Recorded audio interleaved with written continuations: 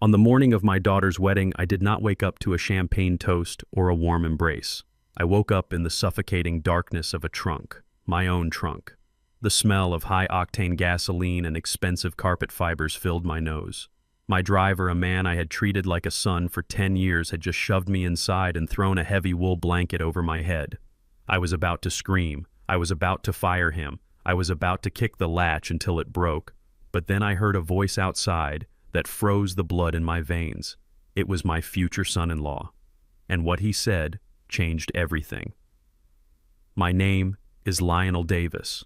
I am 68 years old. I fought my way up from the projects of Southside Chicago to owning half the commercial skyline of Atlanta. I thought I had seen every kind of snake in the grass. I thought I was smart. I thought I was safe. I was wrong. Before I tell you how I turned a fairy tale wedding into a funeral for a liar, tell me in the comments if you have ever trusted the wrong person. Hit like and subscribe if you believe that karma always collects its debt. It happened in the blink of an eye. 1 minute I was standing by the back of my Rolls-Royce inspecting a smudge on the bumper, and the next I was tumbling forward. Strong hands pushed me down. Gravity took over. Then came the slam. The heavy latch clicked shut, sealing me in total blackness. The sound was final, like a coffin closing. Panic is not something I am used to. I am a man of control. I build skyscrapers. I negotiate deals that change the map of the city. But in that tight, hot space, my heart hammered against my ribs like a trapped bird. I kicked out. My patent leather dress shoes hit the metal. Open. Open, damn it. The air was already getting thin. The heat of the Georgia morning was baking the metal from the outside. I could feel the sweat instantly prickling on my forehead. Through the insulation of the car, I could hear the faint strains of the string quartet warming up 50 yards away. They were playing Canon in D. My daughter Jasmine was about to walk down the aisle and her father was suffocating in a box. Why would Jerome do this? I had hired him when he came back from the Marines with nothing. I paid for his mother's surgery. Was this a kidnapping? A ransom? Then the trunk popped open. Just an inch. A sliver of blinding sunlight cut across my face, stinging my eyes after the darkness. I drew in a breath to scream, to roar at Jerome for this insanity. But a hand clamped over the opening, keeping it from rising further. Jerome's face appeared in the crack. His eyes were wide, terrified. Not for himself, for me. Shh. Please, Mr. Davis, do not say a word. You need to see this. Trust me. His voice trembled. This was a man who had taken a bullet for me once during a robbery attempt. He was shaking. I stopped fighting.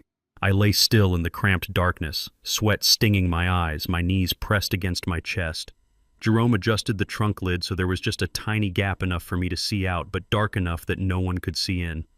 Watch, he whispered. And listen. He stepped back, pretending to polish the rear taillight. That was when I saw him walking across the gravel. Hunter, my golden boy son-in-law.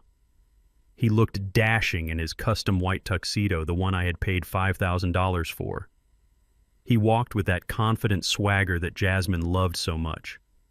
She called it confidence. I had always suspected it was arrogance. But he wasn't alone. There was a woman walking next to him. I didn't recognize her immediately. She was wearing a large sun hat and sunglasses, looking over her shoulder nervously. And trailing behind them was a man with a briefcase. I knew him instantly. That was Silas, a shady insurance broker I had kicked out of my office last month for trying to sell me high-risk junk bonds. Why was he here? Why were they meeting behind the catering trucks away from the guests? Hunter stopped right next to the car. He leaned against the very trunk I was lying in. I could hear the fabric of his suit rustle against the metal. I held my breath. My lungs burned. If I coughed, if I shifted, it was over. "Did you bring the papers?" Hunter asked. His voice was different. Gone was the polite, deferential tone he used with me. This voice was cold, sharp. Silas chuckled, the sound of a dry leaf being crushed. "I have them right here. The power of attorney is drafted exactly as we discussed. It gives you full control over his medical decisions and his assets in the event of incapacitation." Incapacitation. Hunter laughed. It was an ugly sound. "That won't take long. The old man is frail. He thinks he is a lion, but he is just a walking bank account with a bad heart. As soon as we say 'I do,' he signs this. He thinks it is a property transfer for the honeymoon villa." I felt a chill that had nothing to do with the air conditioning. My hand clenched into a fist in the dark. He wasn't just after my money, he was targeting my life. The woman spoke up. Her voice was whiny, impatient. "Are you sure he will sign it, Hunter? You know how stubborn he is. We need that money now. The loan sharks are not going to wait another week." "Baby, relax," Hunter said. I could hear him lighting a cigarette. The smoke drifted into the trunk, choking me. He trusts me. He thinks I am the son he never had. The pathetic old fool actually teared up yesterday when I asked for his blessing. Once I have the signature, we trigger the clause. The doctor said with his heart condition, a sudden shock could be fatal. We just have to help nature along. Maybe the wrong medication. Maybe a little scare. Then we pull the plug. And Jasmine. He paused. I pressed my ear against the felt lining of the trunk. "What about her?" the woman asked. Hunter spat on the ground. "She is just the ticket in. Once the old man is gone and the inheritance clears, I will file for divorce. I will leave her with nothing but her daddy's ashes. And then you and I are going to disappear to the Cayman Islands." My chest tightened, not from the heat, from the knife twisting in my back. He wasn't just a gold digger. He was a monster. He was planning to murder me and destroy my daughter, all while smiling in our faces. I watched him through the crack. He smoothed his lapels. He checked his reflection in the side mirror of my car. He smiled. It was the smile of a predator who thinks the jungle is asleep. "Let's go," Hunter said, tossing his cigarette butt near the tire. "It is showtime. I have to go cry some tears of joy at the altar." They walked away toward the ceremony area. Their laughter faded into the distance, replaced by the sound of the wedding march beginning to play. Silence returned to the parking lot. Jerome opened the trunk fully. The light flooded in, but I didn't squint. I didn't blink. I climbed out slowly. My legs were stiff. My tuxedo was wrinkled. But my resolve was harder than steel. I dusted off my suit. Jerome looked at me, his cap in his hands, waiting for orders. He looked like he expected me to crumble, to cry, to call the police. I stood up straight. I adjusted my cufflinks. I took a deep breath of the fresh air. The Lionel Davis who went into that trunk was a victim. The man who came out was the executioner. "Are we calling the cops, boss?" Jerome asked softly. I looked at the venue where hundreds of guests were waiting. I looked at the white flowers. I looked at the altar where my daughter was waiting for a man who wanted to kill her father. "No, Jerome," I said, my voice low and dangerous. "Police are for crimes that have already happened. We are going to stop a crime in progress, and we are going to do it in front of God and everyone." I reached into my pocket and pulled out my phone. I dialed my lawyer, Mrs. Rothstein. "Prepare the file," I said into the phone, "the one we talked about." "Yes." "The scorched earth protocol. I want everything on him. His real name, his debts, his other wives. Bring it all." I looked at Jerome. "Give me 10 minutes, then bring the car around to the back. I have a wedding to attend. But first I need to make sure the groom gets the gift he deserves." I started walking toward the music. My heart was no longer racing. It was beating with a slow, steady rhythm. Thump, thump, thump, like a war drum. Hunter wanted a show. I was going to give him one he would never forget. The walk to the reception hall felt like walking into a battlefield. I saw the guests turning to look at me. They saw a proud father. They didn't know they were looking at a man who had just risen from the dead. I entered the waiting area. Hunter was there adjusting his tie in the mirror. He saw me in the reflection. He turned around, that sick, sweet smile plastering his face instantly. "Dad, there you are," he said, opening his arms. "I was getting worried. You look a little pale. Are you feeling okay? Did you take your heart medication?" I looked him dead in the eye. I didn't blink. I let the silence stretch out long and uncomfortable. I saw a flicker of doubt in his eyes. "Good. I am feeling better than ever, son," I said, emphasizing the word son. I was just checking on something, checking on what he asked, his smile faltering slightly. I stepped closer to him. I was inches from his face. I could smell the expensive cologne I had bought him. I was checking the DI. I paused. The directions. He let out a breath he was holding. "Oh, good. We wouldn't want you getting lost on the way to the altar." "No," I whispered. "We wouldn't want anyone getting lost." I patted him on the shoulder. It was a heavy pat. Hard. I felt his muscles tense under my hand. "I'll see you out there, Hunter." I walked past him toward the bride's room. I didn't look back. I didn't need to. I knew the game had begun. He thought he was the player. He didn't realize he was just the pawn. And I was about to flip the board. The trunk lid flew open completely and the harsh Georgia sun blinded me for a second. I scrambled out of that box like a man possessed. My lungs were burning for air, but my heart was burning for blood. I saw a discarded tire iron lying near the fence. I didn't think. I didn't plan. I just lunged for it. My fingers wrapped around the cold, rusted metal and the weight of it felt good. It felt like justice. I was going to walk into that ceremony and I was going to crack Hunter's skull open like a melon. Jerome slammed his body into mine. He was younger and stronger and he hit me with the force of a linebacker. We crashed into the side of the Rolls-Royce. The metal groaned under our weight. "Let me go, Jerome," I roared. My voice was a guttural animal sound that I hadn't heard coming from my own throat in 40 years. "Let me go, or I will fire you. I will ruin you." Jerome didn't let go. He pinned my arms to my sides, his face inches from mine. His eyes were wide and desperate. "Look at me, Mr. Davis. Look at me. You go in there swinging that iron, and you are just another angry black man going to jail. That is exactly what they want. You kill him, and you lose her. You lose Jasmine forever. She will hate you. She will visit him in the hospital, and she will visit you in a cell. Is that what you want?" I struggled against his grip, but his words hit harder than his hands. "You lose her." My breath came in ragged gasps. The red haze in my vision began to clear. I looked at the tire iron in my hand. Then I looked at the pristine white tent in the distance where my daughter was waiting. Jerome was right. Violence was the tool of the man I used to be. The boy from Southside Chicago who thought fists were the only currency that mattered. I remembered the year I turned 20. I had beaten a man half to death for stealing my tools. I spent 3 years in a state penitentiary. 3 years watching my mother cry through a glass partition. 3 years realizing that anger is a fire that burns the house down while you are still inside it. I swore the day I walked out of those gates that I would never let my temper control my destiny again. I built an empire with my mind, not my knuckles. I dropped the tire iron. It clattered onto the gravel with a dull thud. The sound was heavy with defeat, but also with resolve. Jerome slowly released his grip, stepping back but staying close enough to catch me if I fell.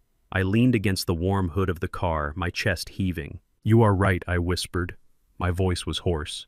"You are right, Jerome. I am sorry I put my hands on you, boss," Jerome said, looking down at his shoes. "You saved my life," I said.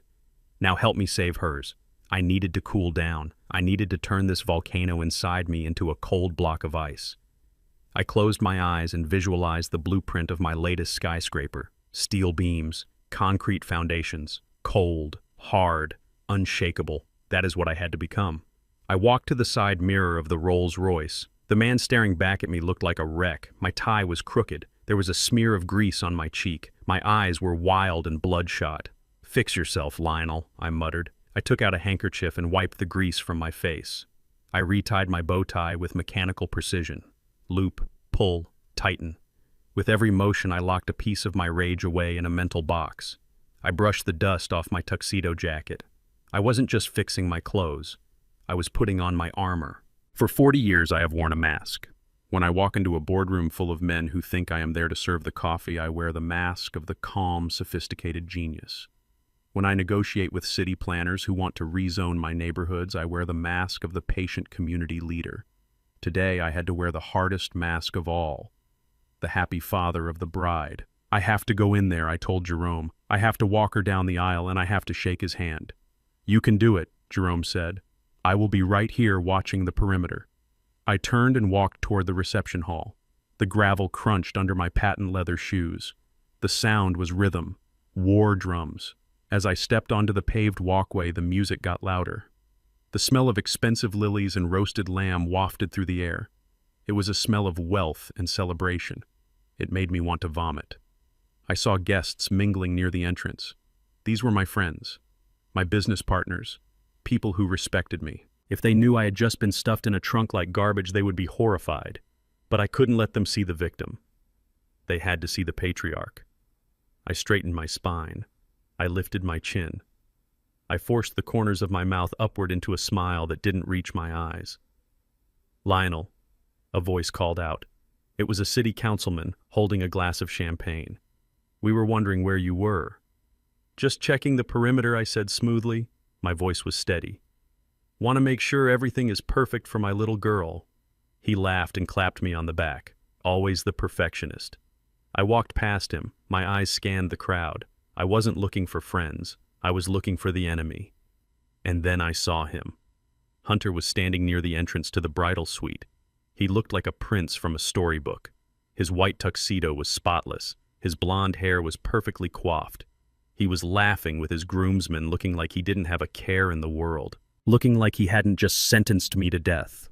The sight of him made my stomach twist, but I forced my feet to keep moving. 1 step, 2 steps. I was walking into the lion's den, but this time I was the one with the hidden dagger.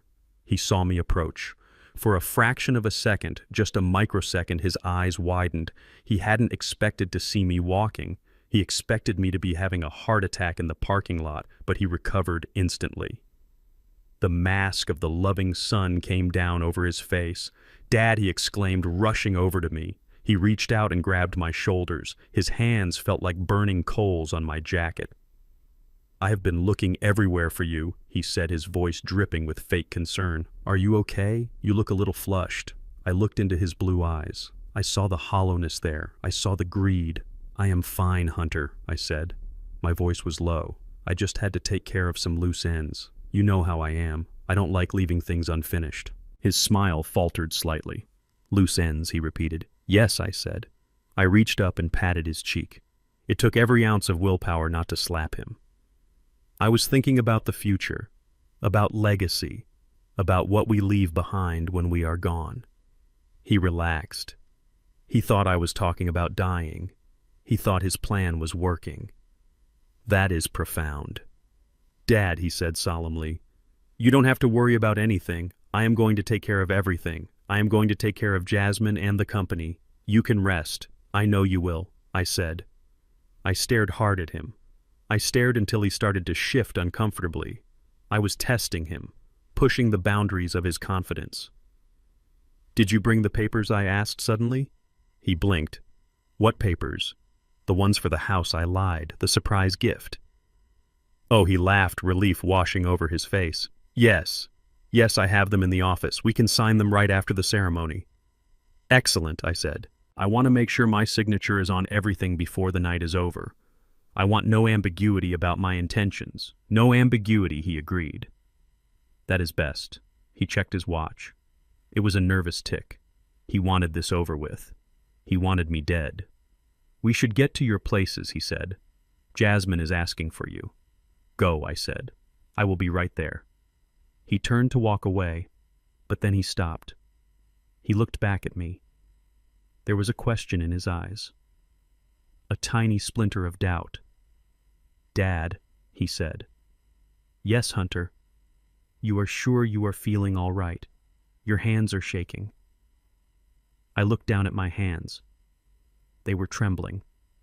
Not from fear, from the effort of holding back the beast. "It is just emotion, son," I said, looking up at him with a deadpan expression. "It is a big day, a day full of surprises. You have no idea how emotional I am right now." He nodded, satisfied with the lie. He turned and walked into the chapel. I watched him go. I took a deep breath, inhaling the scent of my own cologne mixed with the lingering smell of gasoline from the trunk. The game was on. He thought he was playing poker with a senile old man. He didn't know I was holding a royal flush. I turned toward the bride's room. My daughter was waiting. The hardest part was just beginning. I had to look into the eyes of the person I loved most in the world and lie to her. I had to walk her down the aisle and hand her over to a monster. Because if I told her the truth now, she wouldn't believe me. She had to see the monster's face for herself. I adjusted my cufflinks one last time. "Showtime, Lionel," I whispered to the empty hallway. I pushed open the door to the bridal suite. The air in the bridal suite smelled of lavender and expensive champagne, but to me it smelled like a trap. I stepped onto the plush carpet and the door clicked shut behind me, sealing out the noise of the hallway. My daughter Jasmine stood in the center of the room, surrounded by 3 bridesmaids who were fluffing the train of her dress. When she saw me, she shooed them away. She turned to face me, and for a moment my breath caught in my throat. She was breathtaking. The silk gown hugged her frame perfectly, and her hair was swept up in an elegant style that showed off her long, graceful neck. She looked like a queen. She looked like her mother. "Oh, Daddy," she breathed out, her eyes sparkling with tears of pure joy. "Look at me. Can you believe this is finally happening?" She rushed over and took my hands. Her palms were warm and soft. Mine were cold and clammy, still shaking slightly from the adrenaline of escaping the trunk of my car only minutes ago. I looked into her eyes. They were brown and wide and terrifyingly innocent. She had no idea that the man she was about to pledge her life to had just laughed about murdering me. She had no idea that her wedding dress was intended to be a morning gown. "You look beautiful, baby girl," I said. My voice cracked. It was not an act. Seeing her this happy, knowing it was all based on a lie, felt like someone was twisting a knife in my gut. She squeezed my hands. "You are trembling," she said, her smile turning into a frown of concern. "Are you okay? Hunter said you looked a little unwell outside." I stiffened at the mention of his name. Hunter. The name tasted like poison in my mouth. "I am fine," I lied. "I just need a moment with my daughter." She nodded, and the bridesmaids giggled as they excused themselves, leaving us alone in the quiet luxury of the suite. Jasmine went back to the mirror, smoothing her dress. She was glowing. She was radiating the kind of happiness that only exists in fairy tales, and I was the witch who had come to burn the book. "He is wonderful, isn't he?" she said softly, looking at her reflection. "I know you and he have had your differences, Daddy. I know you think he is too flashy, or that he doesn't work hard enough. But he loves me. He really loves me." I watched her back. I wanted to scream. I wanted to grab her shoulders and shake her until she woke up. I wanted to tell her that 30 minutes ago, her wonderful man was smoking a cigarette and planning to inject me with heart-stopping drugs. But Jerome's voice echoed in my head. "If you tell her now, she will hate you. She needs to see it." I walked over and stood behind her. Our reflections stared back at us. The aging black man with the hard eyes, and the young, radiant woman who saw only sunshine. Jasmine. I started choosing my words as carefully as I would choose a path through a minefield. "Are you absolutely sure about this? About him?" Her smile didn't fade, but it stiffened at the edges. "Here we go," she sighed, dropping her gaze. "I knew you couldn't get through the day without doing this." "I am not trying to ruin your day," I said gently. "I am just asking as your father. We don't know much about his past. The background check was clean, but it was too clean. And the way he pushes for the business expansion, the way he handles money." She spun around the silk of her dress, swishing angrily. "Stop it," she snapped. Her voice was sharp, cutting through the sentimental atmosphere like a razor. "Just stop it right now." "Jasmine, please listen," I pleaded. "No, you listen," she interrupted, pointing a manicured finger at my chest. "I am 26 years old. I am not a child anymore. You have been trying to control me my entire life. You picked my college. You picked my first car. You tried to pick my friends. And now you are trying to pick my husband." "I did those things to protect you," I said, my voice rising. "Because the world is hard, Jasmine. Because people look at us and see targets." "No," she shouted. "People look at you and see a target because you are paranoid. You think everyone is out to get you. You think every white man who smiles at us is trying to steal your empire." The accusation hit me like a physical blow. It was the race card. My own daughter was using it against me to defend a man who privately called me a racial slur. "This isn't about race," I said, trying to keep my voice steady. "This is about character." She laughed, a bitter, humorless sound. "Character. You are one to talk about character. You haven't been the same since Mom died. You know that. You turned into this bitter, angry old man who thinks money is the only thing that matters. You think everyone is a thief. You think Hunter is a gold digger just because he wasn't born rich like we are now." She was rewriting history. She was twisting my protection into oppression. Since my wife Sarah passed away 5 years ago, I had doubled down on the business. I had built walls around our family to keep us safe. I thought I was being a fortress. Jasmine saw a prison. "Hunter accepts me," she said, her voice shaking with emotion. "He doesn't care about the money. He refused to sign a prenup, remember? He said our love was bigger than contracts, and you hated him for it. You wanted him to sign it so you could feel safe." "I didn't hate him for it," I said. "I suspected him for it." "See," she threw her hands up, "you are impossible. Mom would have loved him. Mom would have seen his heart, but you only see his wallet and his skin color. That hurt. That hurt more than the suffocating heat of the trunk, invoking her mother's name to defend the man who was planning to kill her father." If you say one more word against him, she whispered, stepping close to me, her eyes burning with a fierce, misguided loyalty. If you say one bad thing about him today, I will never speak to you again. I will take his name, I will move into his house, and you will die alone in that big empty mansion of yours. Is that what you want? I looked at her, really looked at her. I saw the defiance in her jaw, the set of her shoulders. She was my daughter, all right. She had my stubbornness, she had my fire, but right now that fire was being fueled by gasoline poured by a con artist. I realized then that I had already lost. Logic would not work here, reason would not work. If I told her the truth now, if I told her about the insurance agent and the pregnant mistress, she would think I was making it up. She would think I was insane. She would walk down that aisle just to spite me. I felt a heavy, crushing weight settle on my shoulders. It was the weight of a terrible decision.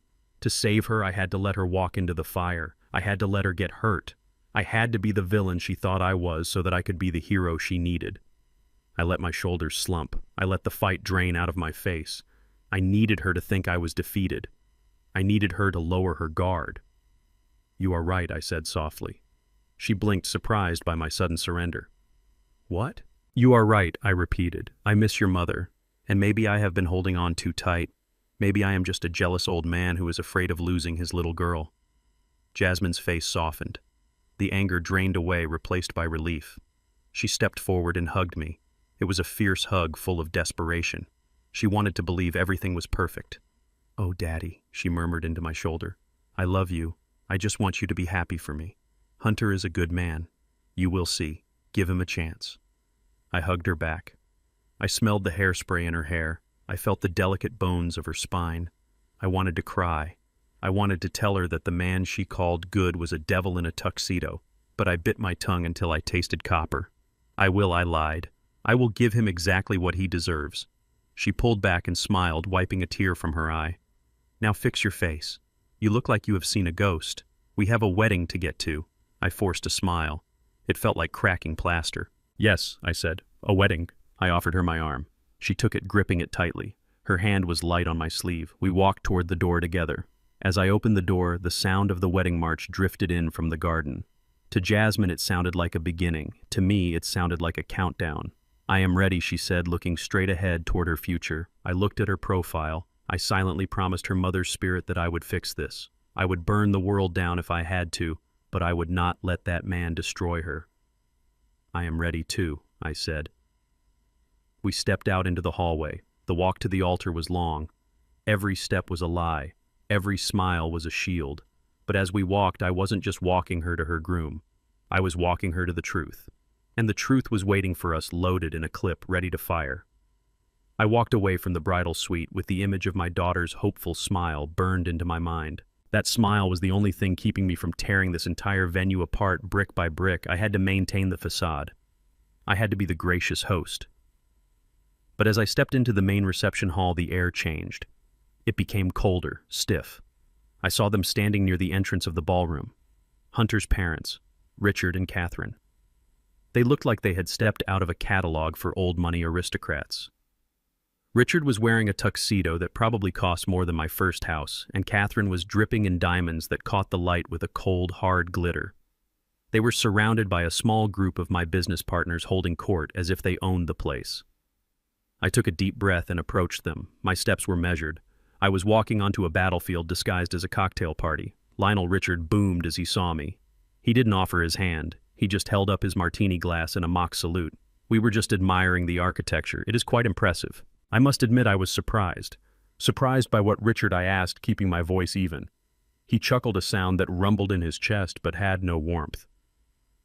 Well, you know, given where you started, people from your background usually prefer things a bit more loud, flashy. But this is almost tasteful. Almost tasteful. The insult was wrapped in silk, but it cut just as deep. Catherine chimed in, her eyes scanning my tuxedo as if looking for a stain or a loose thread. Yes, Lionel, she said, her voice high and brittle. It is so wonderful that you could afford all of this. Hunter tells us you worked very hard. It must be such a relief for you to know that your daughter will be marrying into a family that knows how to handle wealth properly. We have had money for generations, you see. It is not something we had to scramble for in the dirt. I smiled. It was the hardest smile I had ever forced onto my face. I am sure Hunter has learned a lot from you, I said. Oh, he has, Richard said, taking a sip of his drink. He has the breeding Lionel. That is something you cannot buy no matter how many skyscrapers you build. You can put a tuxedo on a glorious worker, but he still has the hands of a laborer. I looked at my hands. They were calloused. They were scarred. They were the hands that had built an empire from nothing. Richard's hands were soft, manicured, useless. I am proud of my hands, I said softly. They built the roof we are standing under. Richard laughed dismissively. Of course you are. And we are grateful. Someone has to do the heavy lifting so the rest of us can enjoy the view. I felt a vein throb in my temple. They didn't see me as a person.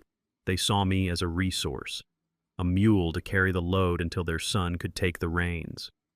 They were eating my food, drinking my wine, and spitting in my face with every polite sentence. I excused myself, I said, fighting the urge to shatter Richard's glass against the wall. I need to check on the catering. I walked away, my back stiff. I could feel their eyes on me. I could hear their whispers. Can you believe he is actually the owner? Catherine whispered loud enough for me to hear. I thought he was the head waiter when I first saw him. I kept walking. I walked past the ice sculptures, past the string quartet. I needed to get away from the noise.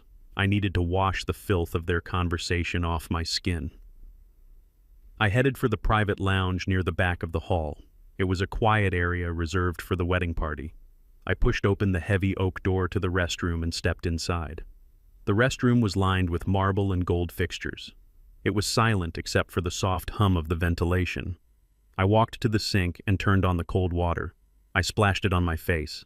The water was shocking, but it didn't cool the fire in my blood. I was reaching for a towel when the door opened. Voices drifted in. Loud, confident voices. I recognized them instantly. It was Richard, and he wasn't alone.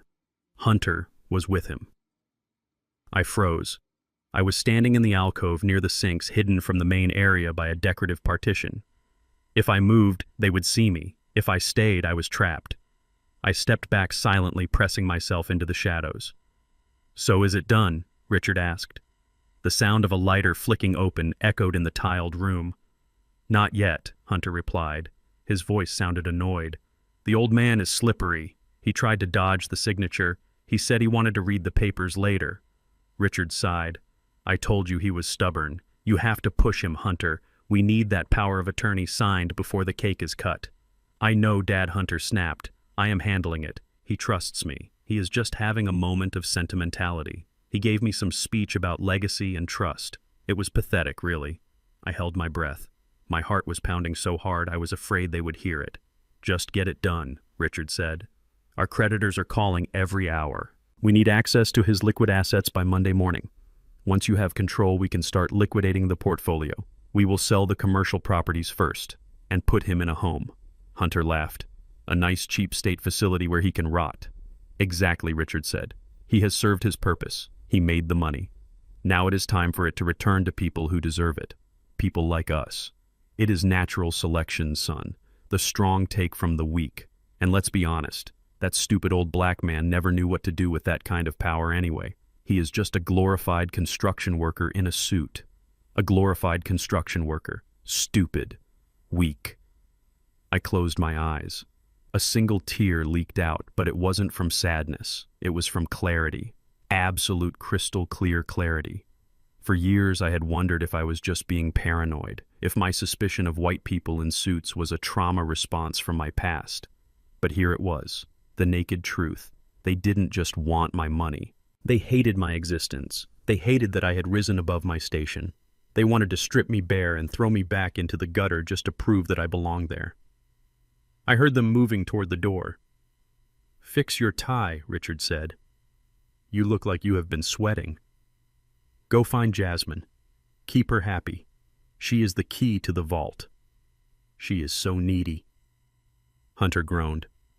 But fine, I will go play the loving husband. But as soon as the old man is out of the picture, I am done with her. They laughed, a cruel conspiratorial sound that made my skin crawl. The door opened and closed. Silence returned to the room. I stepped out from the partition. I looked at myself in the mirror. The man looking back wasn't Lionel the victim. He wasn't Lionel the father. He was Lionel the executioner. I reached into my pocket and pulled out my phone. My hands were steady now, rock steady. I dialed a number I had memorized for emergencies. It rang once, twice. Rothstein, here.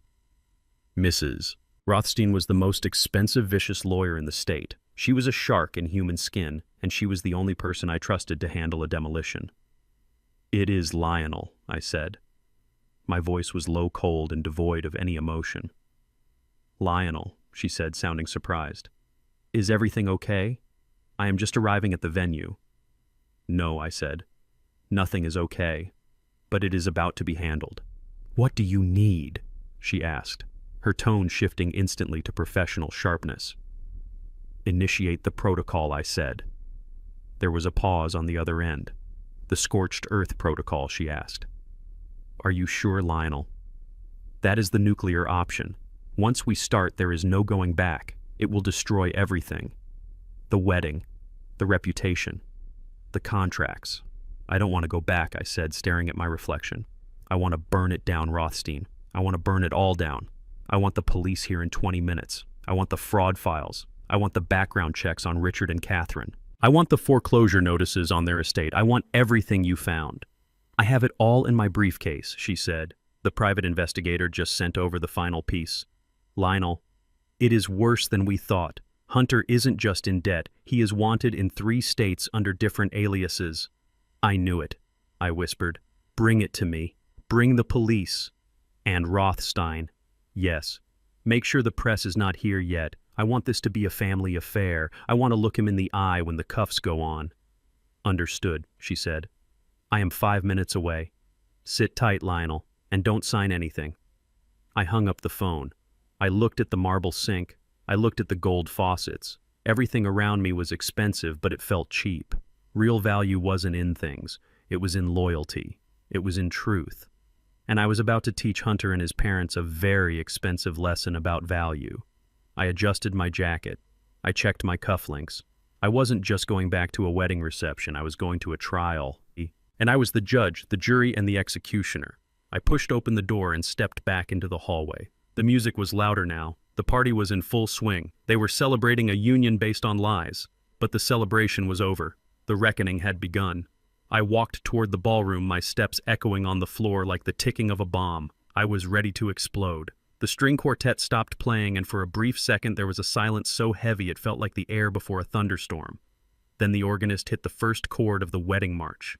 The sound was majestic and booming, filling the garden with a triumphant melody that signaled the arrival of the bride. To everyone else in that garden, it was the sound of joy. To me, it sounded like the opening bell of a boxing match where only one man would leave the ring alive. The guests stood up in unison. 200 people turned their heads toward us. I stood at the top of the aisle with Jasmine clutching my arm. She took a deep breath, her chest rising and falling against the white silk of her dress. She looked up at me through her veil. Her eyes were shining with a love so pure and so blind that it broke my heart into 1,000 pieces. "I am ready, Daddy," she whispered. I looked down at her. I wanted to grab her and run. I wanted to drag her back to the car and drive until we were states away from these vultures. But I couldn't. The trap was already set, and we had to walk through it to spring it. "We are ready," I said. My voice sounded hollow to my own ears. We began to walk. The path to the altar was lined with white rose petals. Every step I took felt like I was walking through wet concrete. My legs were heavy. My body wanted to revolt. My instinct as a father was screaming at me to stop this madness, but my strategy as a general demanded that I march forward. Jasmine was floating. She waved at her friends. She smiled at her cousins. She was the center of the universe, and she was basking in the light. But I was walking in the shadows. I looked at the faces of the guests as we passed. I saw my business partners nodding with respect. They saw a proud father giving away his only daughter. They didn't see the man who had been shoved in a trunk an hour ago. They didn't see the man who was counting the minutes until he could destroy the groom. I saw Richard and Catherine in the front row, the groom's parents. Catherine was dabbing her eyes with a lace handkerchief. It was a perfect performance. Richard was beaming, his chest puffed out like a peacock. He caught my eye as we approached. He gave me a small nod, a look of shared triumph. He thought we were partners in this transaction. He thought he was about to inherit my empire. I stared back at him without blinking. Enjoy it, Richard, I thought. Enjoy this moment because it is the last time you will ever smile in public." The walk seemed to take hours. With every step, the altar got closer. And standing there waiting for us was Hunter. He stood with his hands clasped in front of him, looking humble, looking reverent. He watched Jasmine with an expression of awe that would have fooled the devil himself. If I hadn't heard his voice in the parking lot, if I hadn't heard him call my daughter a ticket to the bank, I would have believed him too. That was what made him so dangerous. He was a chameleon. We reached the end of the aisle. The music swelled to a crescendo and then faded into silence. The officiant, a kindly old minister who had baptized Jasmine 26 years ago, smiled at us. "Who gives this woman to be married to this man?" the minister asked. The question hung in the air. The traditional answer was, "I do." But I couldn't say it. I couldn't give my consent to a murder plot. I cleared my throat. The silence stretched a second too long. Jasmine squeezed my arm, a silent prompt. "Her mother and I do," I said. My voice was loud. It carried to the back row.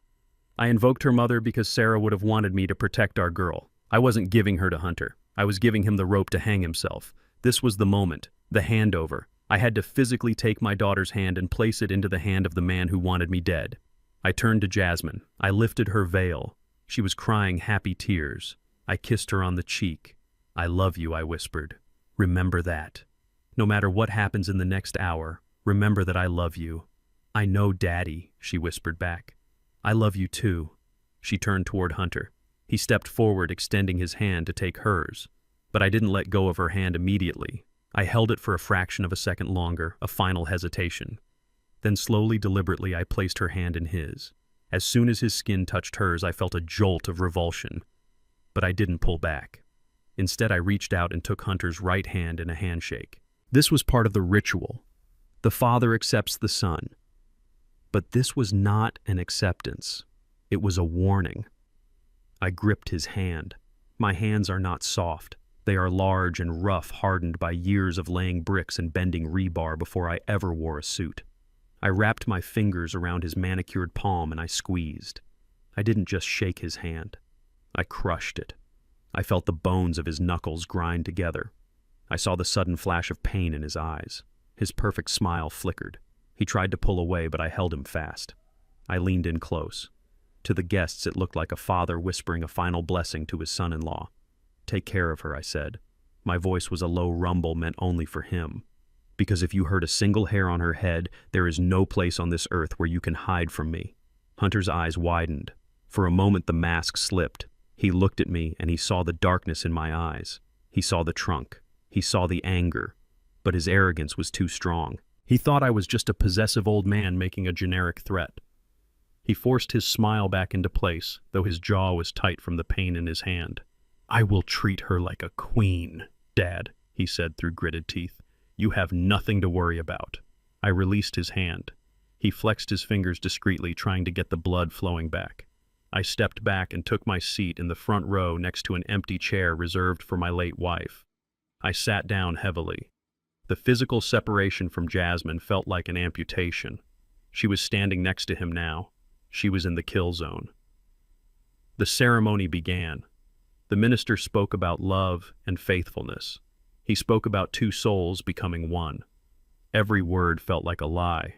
I watched Hunter's back. I watched the way he shifted his weight. I watched the way his thumb stroked Jasmine's hand. It looked affectionate, but to me it looked like he was testing the quality of the merchandise. Then came the vows. Hunter turned to face Jasmine. He took both of her hands in his. He looked deep into her eyes. The silence in the garden was absolute. The wind rusted the leaves of the oak trees as if nature itself was holding its breath to hear this blasphemy. Jasmine Hunter began. His voice was thick with emotion. A perfect tremor ran through his words. "From the moment I saw you, I knew my life had changed. You are my light. You are my compass." I gripped the armrests of my chair. My knuckles turned white. I remembered what he said in the bathroom. "She is so needy." "I promise to love you," Hunter continued, "to honor you, to cherish you, in sickness and in health. In sickness and in health." The audacity of it made my bile rise. He was planning the sickness. He was arranging the incapacitation. "For richer or for poorer," he said. He paused for effect. A single tear rolled down his cheek. It caught the afternoon sun. It was perfect. It was Hollywood quality. The bridesmaids sighed audibly. Catherine sniffed loudly into her handkerchief. Even some of my tough business partners looked moved. He is good, I thought. He is terrifyingly good. I promise to protect you. Hunter said, his voice dropping to a whisper that the microphone picked up perfectly. To be your shelter. Until death do us part. Until death do us part. That was the only honest thing he had said. He was counting on death. My death. And eventually perhaps hers. I looked at Jasmine. She was weeping openly now. She believed him. She believed every single word. She squeezed his hands, looking at him as if he were a savior. She didn't know she was holding hands with her executioner. I looked around the garden. I saw the smiling faces, the nodding heads. Everyone was buying it. They were witnessing a fairy tale. I was the only one who saw the horror movie. I was the only one who saw the wolf in the tuxedo licking his chops. My phone vibrated in my pocket. Once. Twice. It was the signal. Rothstein was in position. The police were on standby. The evidence was loaded. Hunter finished his vows. He wiped the tear from his cheek and smiled at Jasmine, a brave, vulnerable smile. I looked at his back and I felt a cold calm settle over me. Enjoy your applause, Hunter. Enjoy your moment in the sun, because when you walk back down this aisle, you won't be a groom anymore. You will be a prisoner. The minister turned to Jasmine. It was her turn to speak. Her turn to pledge her life to a lie. I closed my eyes for a second, praying for strength. I just had to wait a little longer, just until the reception, just until the papers were brought out. The trap had to be perfect. I opened my eyes. I fixed my gaze on Hunter's neck. I visualized the noose tightening. Say your vows, boy, I thought. Say them loud, because every lie you tell is another year added to your sentence. The applause from the ceremony was still ringing in my ears as we walked back down the aisle. Jasmine was beaming, waving to the guests caught up in the whirlwind of congratulations. But I felt a hand clamp onto my elbow. It was not a gentle guide. It was a vice grip. I looked down to see Hunter's fingers digging into the fabric of my tuxedo jacket. His smile was plastered on for the cameras, but his eyes were darting around nervously. "Dad, let's go sign those papers now," he whispered through his teeth. We were supposed to be heading to the reception line. We were supposed to be greeting the guests. "Can't it wait until after the toast?" I asked, keeping my voice low. "No," he insisted, steering me sharply to the left away from the garden and toward the side entrance of the main house. "The notary is waiting. It will take 2 minutes." Jasmine doesn't need to be bored with business details on her big day. He was isolating me.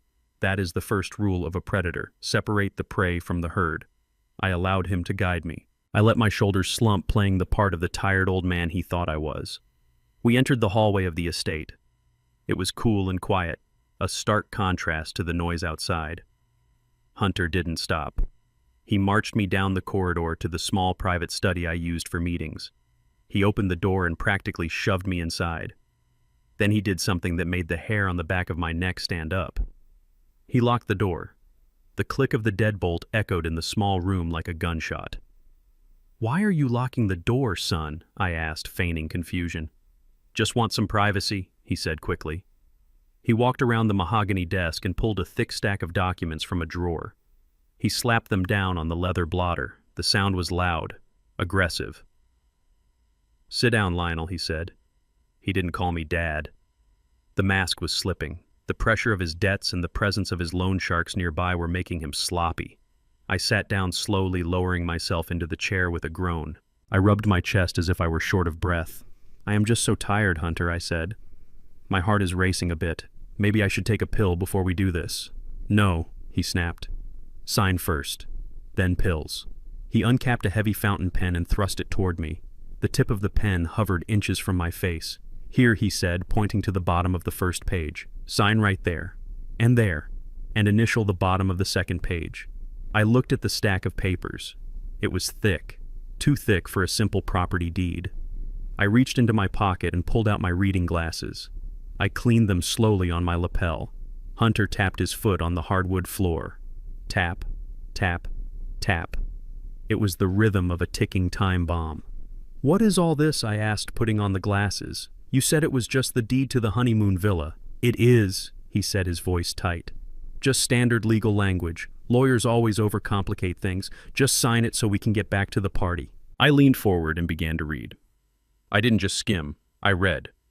I have been reading contracts for 40 years. I know the language of thieves. The first page was indeed a transfer of property, but it was not for a villa. It was a transfer of my primary residence to a holding company called H&J Limited, H&J, Hunter and Jasmine. But as I turned the page, the real poison revealed itself. Clause 4, Power of Attorney. I felt a cold sweat break out on my forehead, and this time it wasn't acting. The document stated that upon my signature, Hunter would be granted immediate and durable power of attorney over all my financial assets. It gave him the right to sell, trade, and liquidate any property I owned. But it got worse. I turned to page 3. Medical proxy. I authorize my son-in-law, Hunter Vance, to make all medical decisions on my behalf in the event that I am deemed incapacitated by a single attending physician. A single physician, not a board, not my specialist. Just one doctor. A doctor he could bribe, a doctor like the one Silas probably had on payroll. And there it was in black and white. Clause 7b, do not resuscitate. If I signed this, I was signing my own death warrant. He could drug me at the reception, have his doctor declare me incapacitated, and then order the hospital to let me die. He could sell my empire before my body was even cold.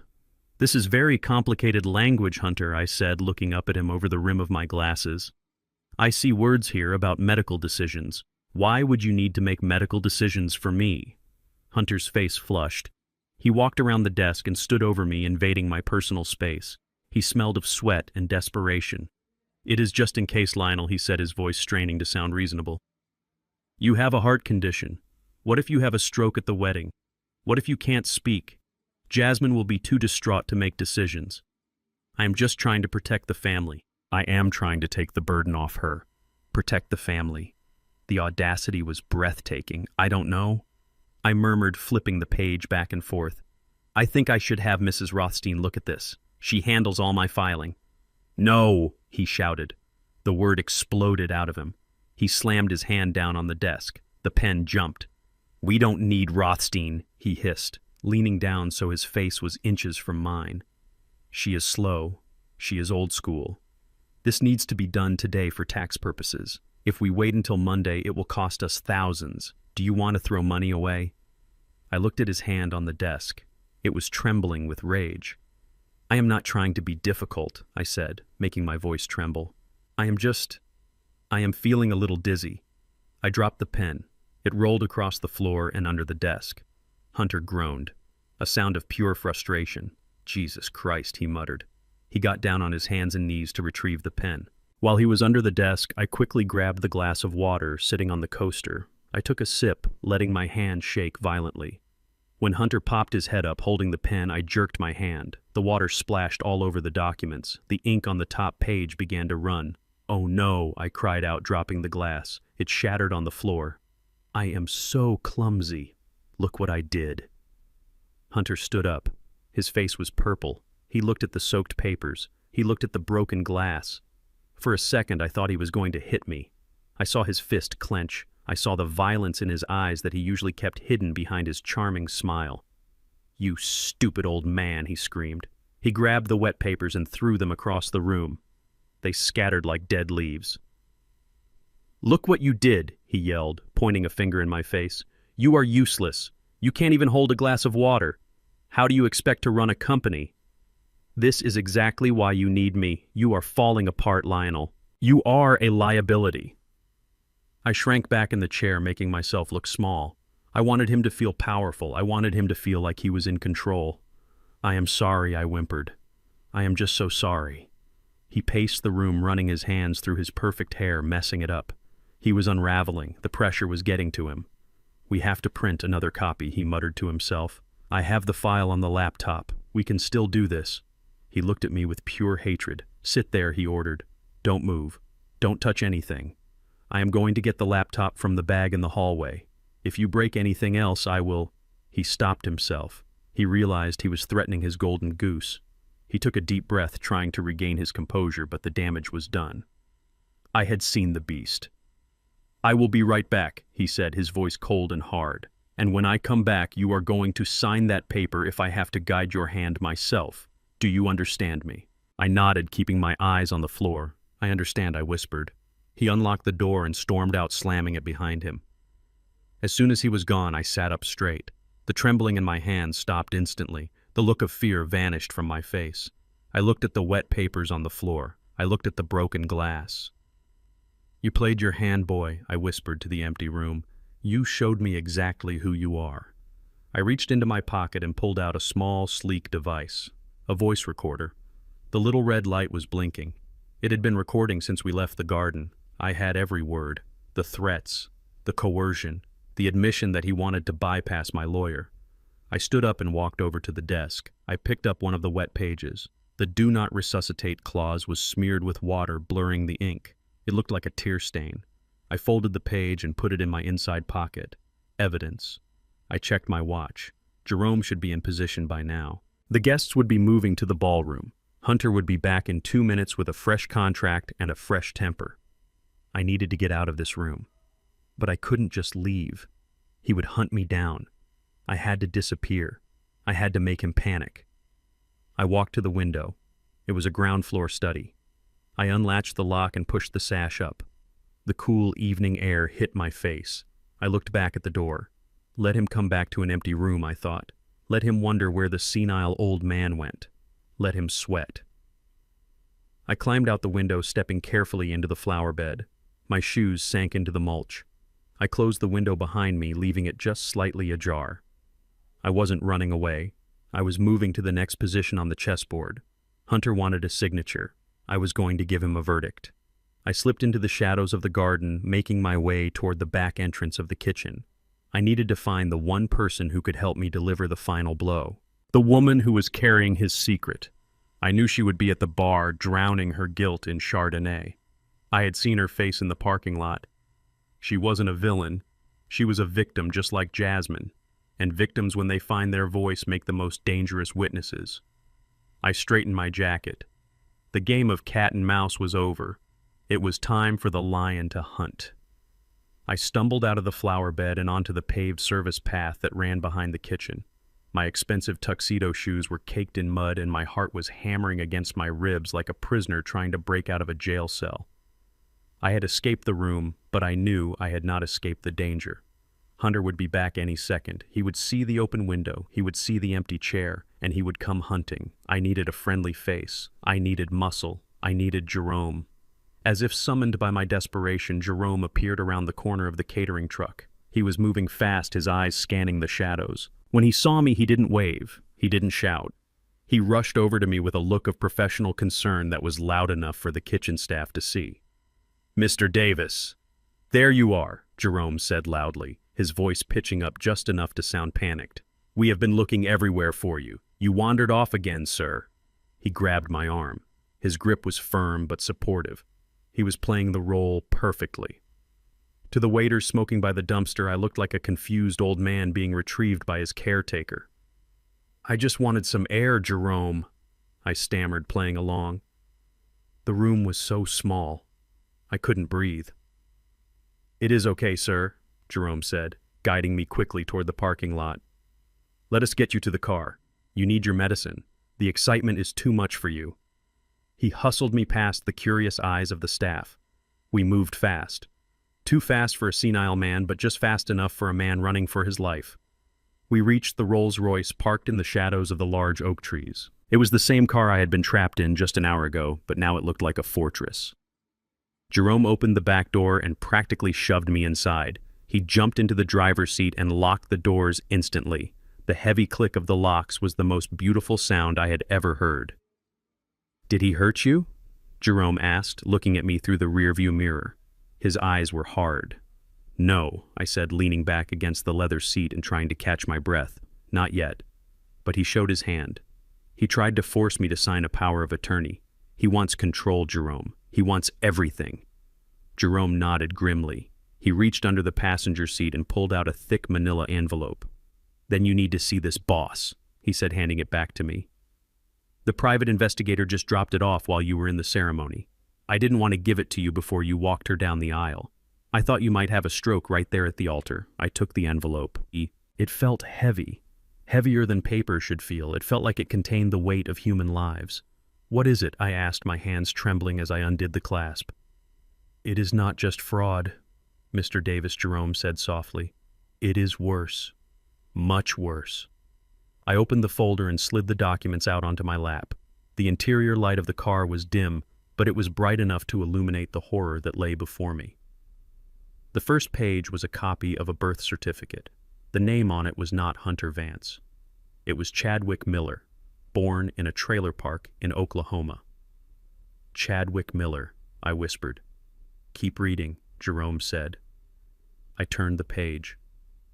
There was a mugshot from 10 years ago. He looked younger, rougher, but the eyes were the same. Cold. Blue. Empty. He had been arrested for petty theft and forgery, but the charges were dropped. Then came the newspaper clippings. They were old and yellowed, scanned from microfiche. Tragedy strikes local couple, the first headline read. Newlywed bride drowns in bathtub accident.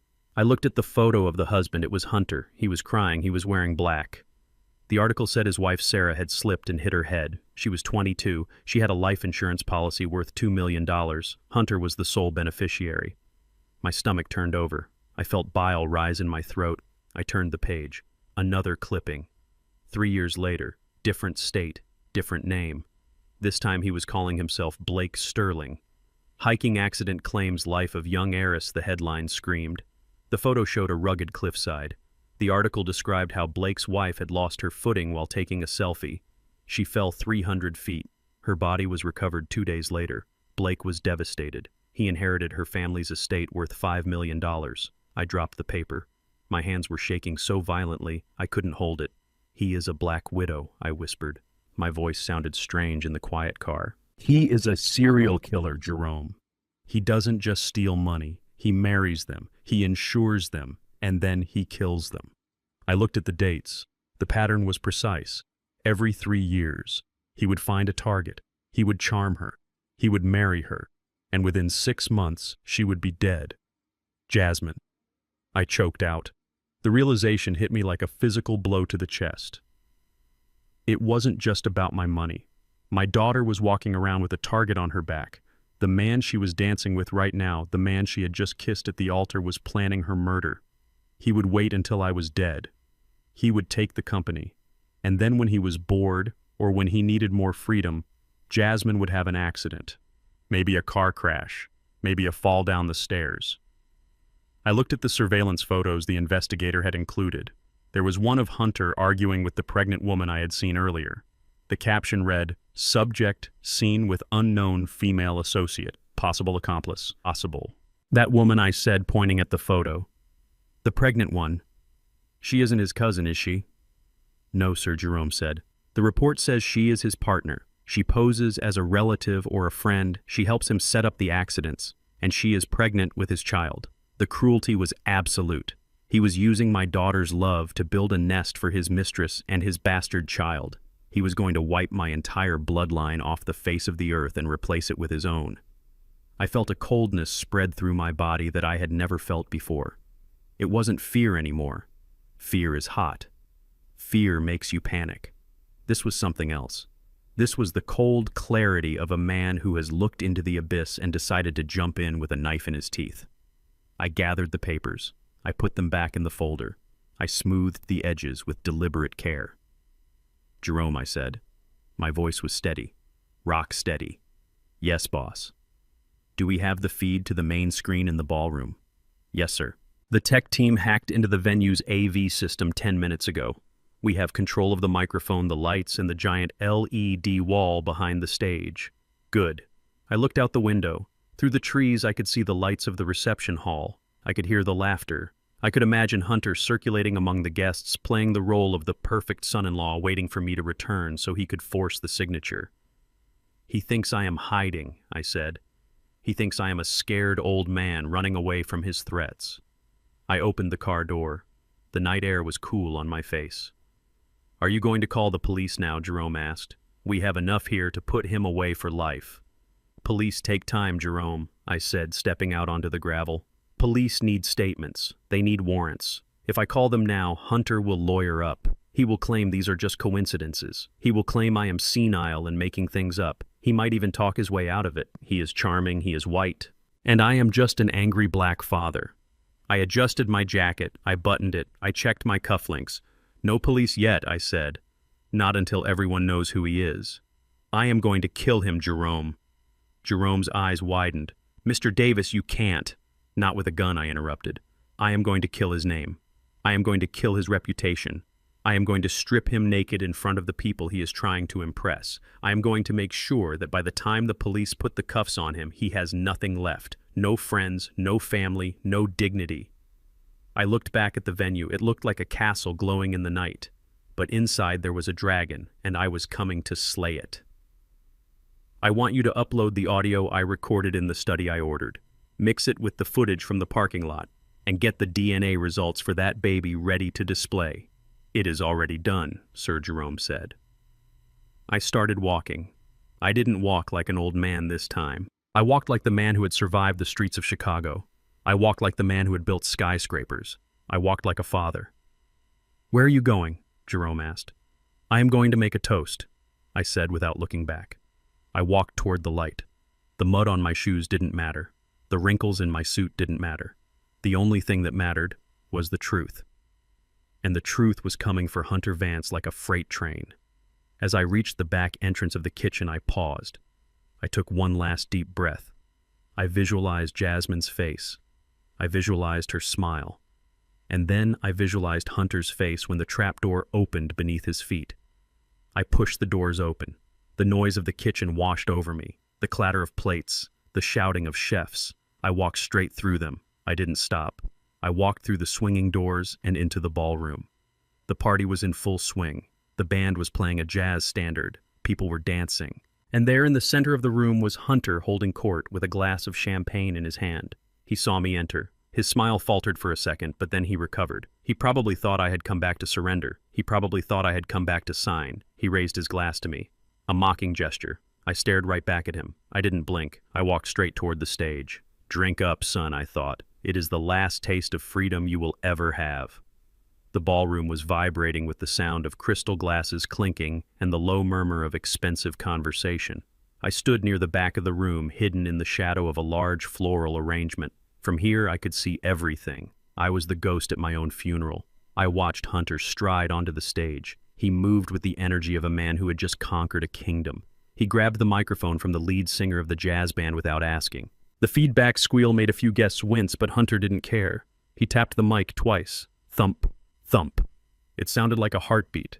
Ladies and gentlemen, he boomed. His voice filled the room, confident and smooth. If I could have your attention for just a moment. The room fell silent. All eyes turned to the handsome groom in the white tuxedo. He looked perfect. He looked like the future. Thank you all for being here to celebrate this incredible night, he continued, flashing a smile that could sell ice to a polar bear. Today isn't just about the union of two hearts. It is about the union of two families. And more importantly, it is about the future of the Davis legacy. I felt a muscle in my jaw jump. He was moving fast, faster than I expected. He wasn't even waiting for the body to get cold before he started measuring the drapes. As many of you know, my father-in-law Lionel has built an incredible empire, Hunter said, gesturing vaguely to where he thought I was. But even giants need to rest. Even lions need to sleep. And it is my great honor to announce that as of tonight, Lionel will be taking a much-deserved step back from the daily operations of Davis Corp. A ripple of confusion went through the room. My board members exchanged glances. This was not on the agenda. This was a coup disguised as a toast. He has entrusted me to steer the ship into new waters. Hunter lied, his chest puffing out. To modernize, to expand, to take what he built with his bare hands and turn it into something global. We are going to make changes, big changes, and I promise you, under my leadership, stock prices are going to soar higher than ever before. He raised his champagne glass high. To Lionel he shouted, to a well-earned retirement, and to the new era of Davis Corp. The guests clapped, but it was polite applause. Uncertain applause. They were looking for me. They wanted to see if the old lion was really ready to lie down and die. I watched Hunter bask in the attention. He was drinking it in like nectar. He thought he had won. He thought the silence from the back of the room was submission. He didn't know it was the silence of a sniper taking aim. He talked about liquidity. He talked about selling off the community housing projects I had built to fund luxury condos. He was dismantling my life's work in a 5-minute speech and smiling while he did it. The arrogance was suffocating. It was the arrogance of a man who has never had to build anything, only take. I shifted my gaze to the front table where my oldest business partners sat. There was Old Man Jenkins, who had laid bricks with me in '78. There was Sarah Chen, who managed my legal compliance for 20 years. They looked horrified. They looked like they were watching a car crash. Jenkins started to stand up. His face was red. He was going to cause a scene. He was going to shout that I would never retire, that I would die at my desk before I let a boy like Hunter run my company. I couldn't let him do that. Not yet. The trap wasn't fully sprung. I stepped out of the shadows just enough for Jenkins to see me. I caught his eye. He stopped mid-rise. He looked at me, confusion written all over his face. I didn't smile. I didn't wave. I just raised a single finger to my lips. Silence. Then I made a small downward motion with my hand. Wait. Jenkins hesitated. He looked at Hunter on stage spewing lies about synergy and restructuring. Then he looked back at me. He saw the cold, hard look in my eyes. He saw the predator lurking beneath the surface. He understood. This wasn't a retirement. This was an ambush. Jenkins slowly sat back down. He nudged Sarah Chen. She looked at me too. I gave her a slow, deliberate nod. Trust me. She relaxed her shoulders. She picked up her wine glass and took a sip, her eyes fixing on Hunter with a new intensity. She wasn't watching a new boss anymore. She was watching a dead man walking. One by one, the key players in the room caught my signal. The tension in the air shifted. They stopped looking confused and started looking expectant. They realized that they were watching a play, and the intermission was about to end. Hunter in his blindness mistook their silence for awe. He thought he had mesmerized them. He didn't realize he was performing for a jury that had already reached a verdict. I felt a strange sense of pride. These people knew me. They knew I didn't quit. They knew I didn't yield. Their loyalty was the real asset, not the buildings or the bank accounts. Hunter could never steal that. You can't steal respect. You have to earn it. And tonight he was earning nothing but contempt. While Hunter was busy shaking hands with the mayor and laughing at his own jokes, I looked for Jasmine. I found her standing alone near the wedding cake. It was a massive 6-tier confection covered in white fondant roses. It looked perfect on the outside, just like this marriage. Jasmine looked small standing next to it. She was holding a glass of sparkling water, her other hand nervously touching the diamond necklace Hunter had given her. A necklace I knew he bought with a credit card in her name. She was scanning the room. She was looking for her husband. She wanted him to come and stand by her side. She wanted him to hold her hand. This was her night. She was the bride. But the groom was too busy selling himself to the highest bidder. I saw a young woman approach Jasmine, a friend from college maybe. They exchanged a few words. Jasmine forced a smile, but it vanished as soon as the friend walked away. She looked over at Hunter. He was surrounded by a group of wealthy investors. He had his back to her. He didn't even glance in her direction. I saw Jasmine's shoulders slump. The realization was starting to seep in. The cold, hard truth that she was just an accessory to him. A trophy to be displayed when convenient and ignored when business called. She looked lost. She looked like a little girl waiting to be picked up from school, wondering if her parents had forgotten her. Then her eyes found me. I was standing 40 feet away, still partially obscured by the shadows. But fathers and daughters have a connection that defies distance. She locked eyes with me. I expected her to look angry. I expected her to glare at me for questioning her choice earlier. But she didn't. Her eyes were wide and vulnerable. They were asking a question. Where is he, Daddy? Why isn't he with me? My heart broke for the second time that night. I wanted to run to her. I wanted to wrap her in my arms and tell her that she was worth more than 1,000 hunters. I wanted to tell her that she was the queen and he was just the jester. But I couldn't move. Not yet. If I went to her now, I would just be the comforting father. I needed to be the savior. And to save her, I had to let her feel the cold. I had to let her see that the man she married didn't love her. He loved what she represented. I held her gaze. I tried to send her strength through the air. I tried to tell her with my eyes that I was here, that I hadn't left her, that I was watching over her like a guardian angel with a sword. She looked away first. She looked down at her ring. She twisted it on her finger. It was a nervous habit she had since she was a child. Hunter finally turned away from the investors. He scanned the room not for Jasmine but for the next important person to charm. His eyes passed right over her. He didn't even see her. That was the moment. That was the crack in the facade. Jasmine saw it too. She saw him look right through her. I saw her chin tremble. She set her glass down on the table. She smoothed her dress, trying to regain her composure. She was trying to be strong. She was trying to convince herself that this was normal, that successful men were busy, that she was being unreasonable. But the seed of doubt had been planted, and I was about to water it with a fire hose. I checked my watch. The video was cued. The audio was synced. Jerome was in the control booth. I took a step forward, emerging from the shadows. The time for silence was over. The time for the storm had arrived. I adjusted my tie. I walked toward the stage. The crowd parted for me. They sensed the shift in energy. They sensed that the real owner of the room had returned.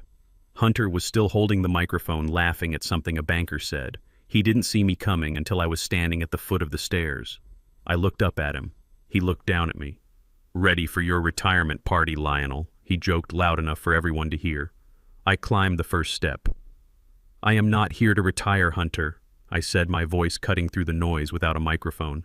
"I am here to work. And the first item of business is a performance review." I stood at the bottom of the stage steps, watching Hunter descend like a king coming down to mingle with his subjects. He laughed off my comment about the performance review. He thought it was just the rambling of a senile old man trying to save face. He slapped me on the back with enough force to rattle my teeth and steered me toward the head table. "Come on, Dad," he said, his voice dripping with condescension. "Let us sit down. You need to rest those old legs." I let him guide me. I let him think he was in charge. We approached the main table where Jasmine was already seated. She looked fragile amidst the sea of flowers and crystal. And that was when I saw her, the woman from the parking lot, the woman carrying his child. She was standing right next to Jasmine. Hunter had introduced her earlier as his distant cousin from Idaho, a lie so lazy it was almost insulting. She was wearing a loose-fitting red dress that was carefully draped to conceal the early swell of her pregnancy. But I knew what was underneath. I had seen the medical reports in the car. I knew that the child growing inside her shared DNA with the man who was currently holding my daughter's hand. "Oh, you must be the cousin," Jasmine said, beaming up at her with that terrifying innocence. "It is so nice to meet family I didn't know about. Hunter has told me so little about his side." I watched the woman's face. Her name was Monica, according to the investigator's file. She looked down at my daughter not with guilt, but with a cold, calculating pity. It was the look a butcher gives a lamb before the slaughter. "Nice to meet you too, sweetie," Monica said. Her voice was high and sugary. "We are all just so happy for Hunter. He has waited a long time for a catch like you." A catch. Not a wife. Not a partner. A catch. She reached out and touched Jasmine's hair. I felt a surge of rage so powerful my vision blurred.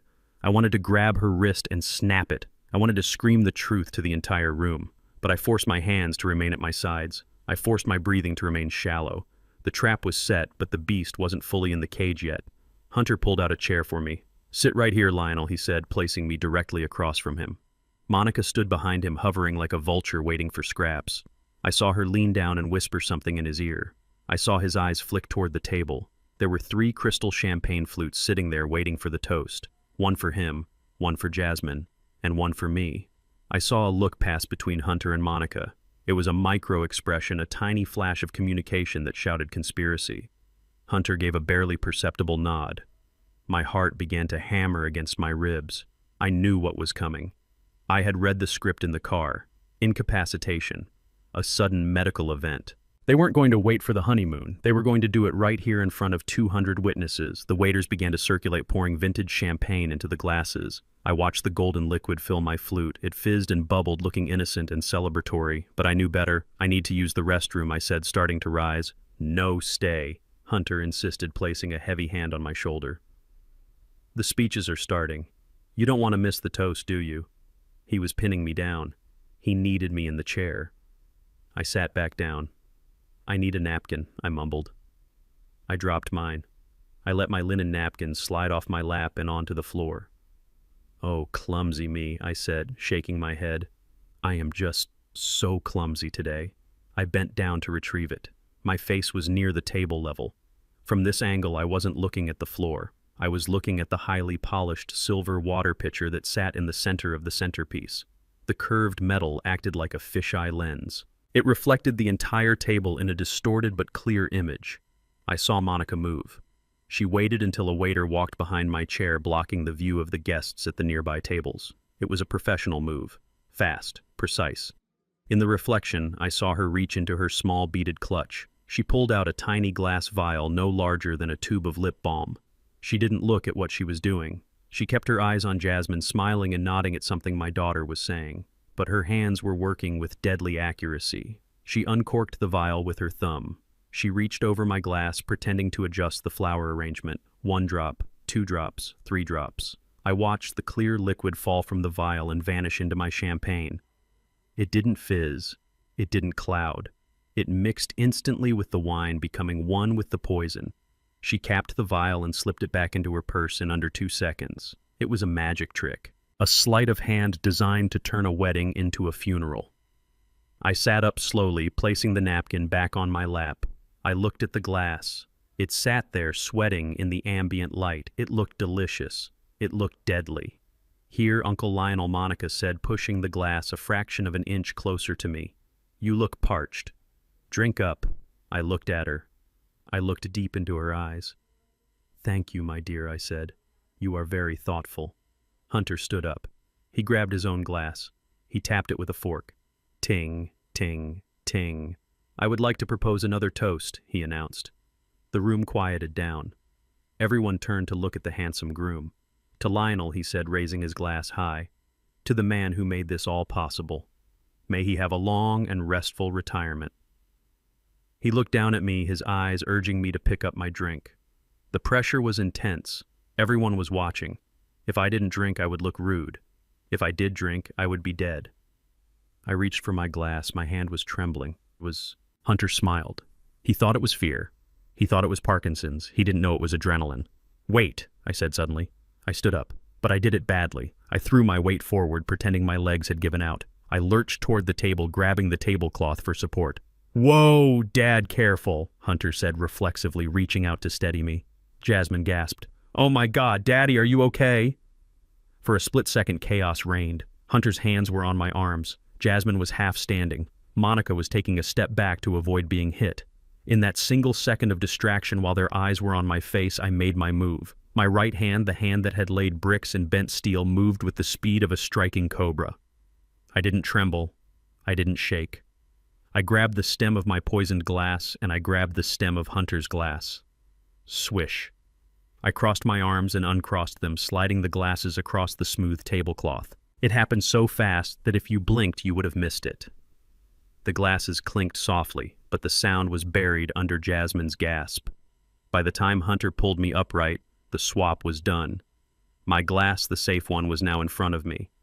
His glass, the one laced with the heart-stopping cocktail, sat directly in front of him. "I am okay," I wheezed, patting my chest. "I am okay. Just a dizzy spell. I forgot to eat lunch." "Sit down," Lionel Hunter said, his voice tight with annoyance. "Stop making a scene. Just sit down and drink your wine. It will help your blood sugar." He pushed me back into my chair. He looked around, ensuring no one had noticed the near accident.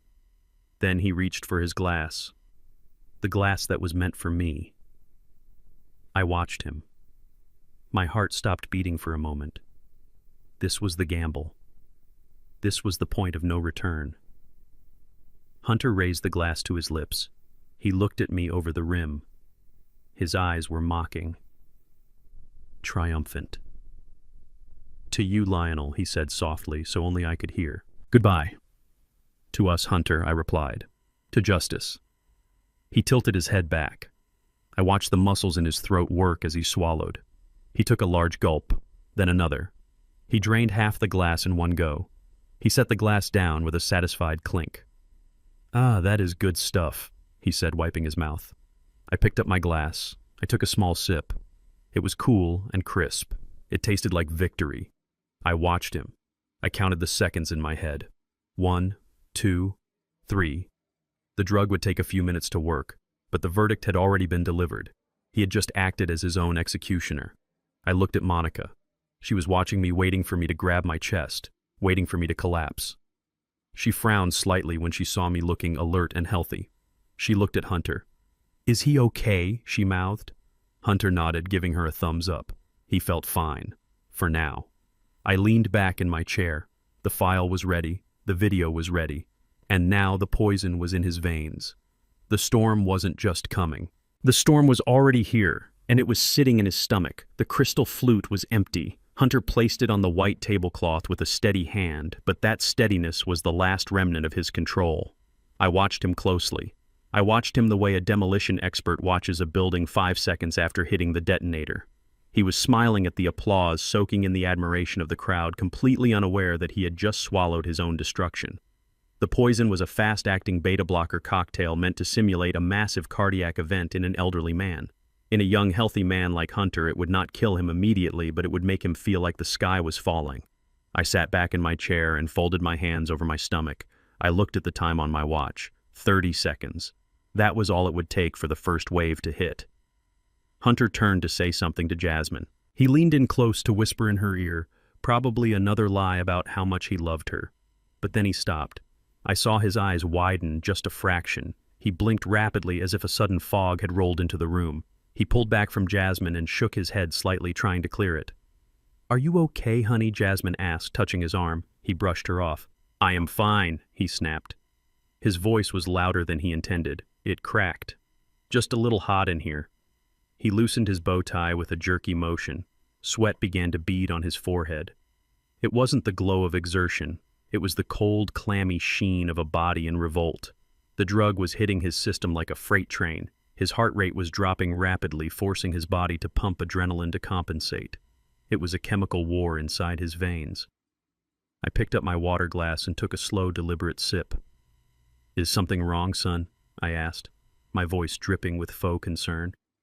"You look a bit pale. Maybe the excitement is too much for you." He glared at me. His blue eyes were bloodshot. He tried to focus on my face, but I could tell his vision was swimming. He gripped the edge of the table, his knuckles turning white. He was holding on to the world to keep it from spinning off its axis. "I am fine," he gritted out. "Just need some water." He reached for the silver pitcher, but his hand spasmed. He knocked over the salt shaker. Salt spilled across the table like white sand. "Bad luck, Hunter. Very bad luck." He stared at the spilled salt with a look of horror. His brain was misfiring. The paranoia was setting in.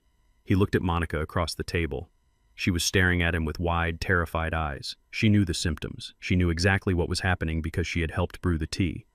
Hunter looked at me again. This time the arrogance was gone, replaced by a dawning realization. He looked at my glass, then at his empty glass, then at me. "You," he whispered. His voice was a rasp. "You." I just smiled. A cold, hard smile that didn't reach my eyes. "It is a long way down from the top, Hunter," I said softly. "Try not to scream on the way down." He tried to stand up. He wanted to run. He wanted to get to a bathroom to purge the poison from his stomach. But his legs were like rubber. He stumbled, knocking his chair backward. It crashed onto the floor with a sound like a gunshot. The music stopped. The chatter died. Every eye in the room turned to the head table. Hunter Vance, the golden boy, was swaying like a drunkard. He grabbed the tablecloth to steady himself, pulling plates and silverware with him. Crash. Tinkle. The sounds of a perfect life shattering. "He is drunk," someone whispered in the back. No, I thought. He isn't drunk. He is dying. At least the version of him that he created is dying. Hunter looked around the room, wild-eyed. He saw faces, hundreds of them, but they were blurring, distorting. He put a hand to his chest. His heart was fluttering like a trapped bird. He opened his mouth to speak, to command the room again, but only a dry croak came out. He was losing control. And for a man like Hunter, losing control was worse than death. I signaled the waiter. "Bring Mr. Vance a chair," I ordered calmly. "He seems to be having a spell." While Hunter fought to stay upright, gasping for air as if the room had run out of oxygen, I turned my attention to the stage. It was time for Phase 2. I looked toward the control booth located on the balcony overlooking the ballroom. The glass window was tinted, but I knew Jerome was there. I gave a subtle nod. Suddenly the lighting in the room changed. The warm, golden hues of the chandeliers dimmed. The soft, romantic pink uplights that washed the walls turned a stark, clinical white. It wasn't a party atmosphere anymore. It looked like an interrogation room. The shadows lengthened. The corners of the room became dark and foreboding, while the center of the room where Hunter stood swaying was bathed in an unforgiving spotlight. A low hum started from the speakers. It wasn't feedback. It was a low-frequency bass tone, barely audible, but deeply unsettling. It was a psychological trigger, a sound designed to induce anxiety. I saw guests shifting in their seats, uncomfortable without knowing why. They stopped smiling. They stopped drinking. The atmosphere had shifted from celebration to judgment. The giant LED screen behind the stage, which had been displaying a loop of sappy engagement photos, flickered.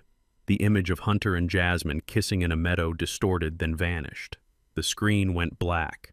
A heavy, ominous black. Hunter saw the change. He looked up at the lights shielding his eyes. "Why is it so bright?" he yelled. "Turn it off! Turn it off!" His voice boomed through the speakers, but it sounded distorted, robotic. Jerome had engaged the voice modulation. Hunter sounded like a monster. I sat still, an anchor in the chaos. I watched the tech team move with military precision. The exits were being secured electronically. The doors wouldn't lock, but the automatic openers were disabled. Anyone trying to leave would have to push hard. A subtle psychological barrier. We were sealing the jar. Jasmine was standing now, her hands covering her mouth. "Daddy, do something," she cried. "He is sick. We need a doctor." I stood up slowly. I put an arm around her shoulders, not to comfort her, but to hold her in place. She couldn't go to him. Not now. He doesn't need a doctor. "Jasmine," I said, my voice projecting clearly in the sudden silence of the room. "He needs a lawyer." As if on cue, the side doors of the ballroom burst open. It wasn't a violent entry, but it was forceful, authoritative. Mrs. Rothstein strode in. She was wearing a sharp gray suit that looked like armor. She wasn't carrying a gift. She was carrying a leather briefcase and a stack of files. Flanking her were 4 men. They weren't wearing uniforms, but they didn't need to. The way they walked, the way they scanned the room screamed law enforcement. They were federal agents. The air in the room seemed to get sucked out. The guests sensed the danger. This wasn't a medical emergency. This was a raid. Mrs. Rothstein walked straight toward the head table. Her heels clicked on the marble floor with a rhythm that matched the pounding in Hunter's chest. Click, click, click. Judgment Day. Hunter saw them. Through the haze of the drug, through the spinning of the room, he saw his nightmares walking toward him. He tried to back away, but his legs wouldn't cooperate. He fell back into the chair the waiter had brought, collapsing like a puppet whose strings had been cut. "No," he mumbled, slobbering slightly. "Not now. Not yet." Mrs. Rothstein stopped 10 feet from the table. She looked at me and nodded. Then she looked at Hunter. Her expression was one of pure professional disdain. "Hunter Vance," she announced, her voice cutting through the air like a knife. Or should I say Chadwick Miller? The name hung in the air. A bomb dropped in a crowded room. Jasmine looked at me, confusion and terror warring in her eyes. "Who is Chadwick Miller?" she asked. I squeezed her shoulder. "Just watch," I said. "Just listen." The agents fanned out, blocking the stage and the main exit. They crossed their arms. They weren't here to arrest him yet. They were here to make sure he heard the charges, to make sure he couldn't run. Hunter looked at the agents, then at the exits. He realized he was trapped. The poison in his blood was making him weak, but the fear was making him desperate. He looked at Monica. She was already backing away, trying to blend into the crowd, trying to look invisible. But an agent stepped in her path, blocking her retreat. "Sit down, ma'am," the agent said. "You are part of this too." The net had tightened. The trap had snapped shut. There was nowhere to go. No one to call. Hunter Vance, the man who thought he could outsmart a lion, was now just a rat in a cage. And I was holding the key. I looked at him, panting and sweating in his chair. The white spotlight made him look ghastly. The makeup was running down his face, revealing the cracks in his perfect skin. I walked around the table slowly, deliberately, until I was standing center stage between him and the audience. I turned to face the guests. "I apologize for the interruption," I said, my voice calm and commanding. "But it seems we have an imposter in our midst, and I believe in transparency. especially when it comes to family. I pointed the remote control at the black screen behind me. Let us see who really married my daughter today. I pressed the button. I pressed the button on the remote and the screen behind me went black. The only light in the room came from the spotlight that was now trained directly on me. I tapped the microphone. Thump, thump. The sound echoed through the silent ballroom like a heartbeat in an empty chest. I looked out at the sea of faces. I saw confusion. I saw fear. But mostly I saw anticipation. They knew the script had been flipped. They knew the old lion wasn't retiring. He was hunting. Hunter was still slumped in his chair, his chest heaving, his skin glistening with the sweat of the poison and the terror. He tried to lift his head to glare at me, but his neck muscles were failing him. He looked like a puppet with cut strings. I let the silence stretch. I let it become uncomfortable. I let it become heavy. This was my room. These were my people. And tonight they were going to hear my truth. I didn't raise my voice. I didn't need to. I spoke with the quiet, absolute authority of a man who has built skyscrapers from the mud up. There is an old story, I said, my voice filling every corner of the room. A story my grandfather told me when I was a boy in Chicago. It is about a farmer and a snake. I saw Hunter flinch. He knew where this was going. He tried to speak, to shout, to interrupt, but only a wet gurgle escaped his lips.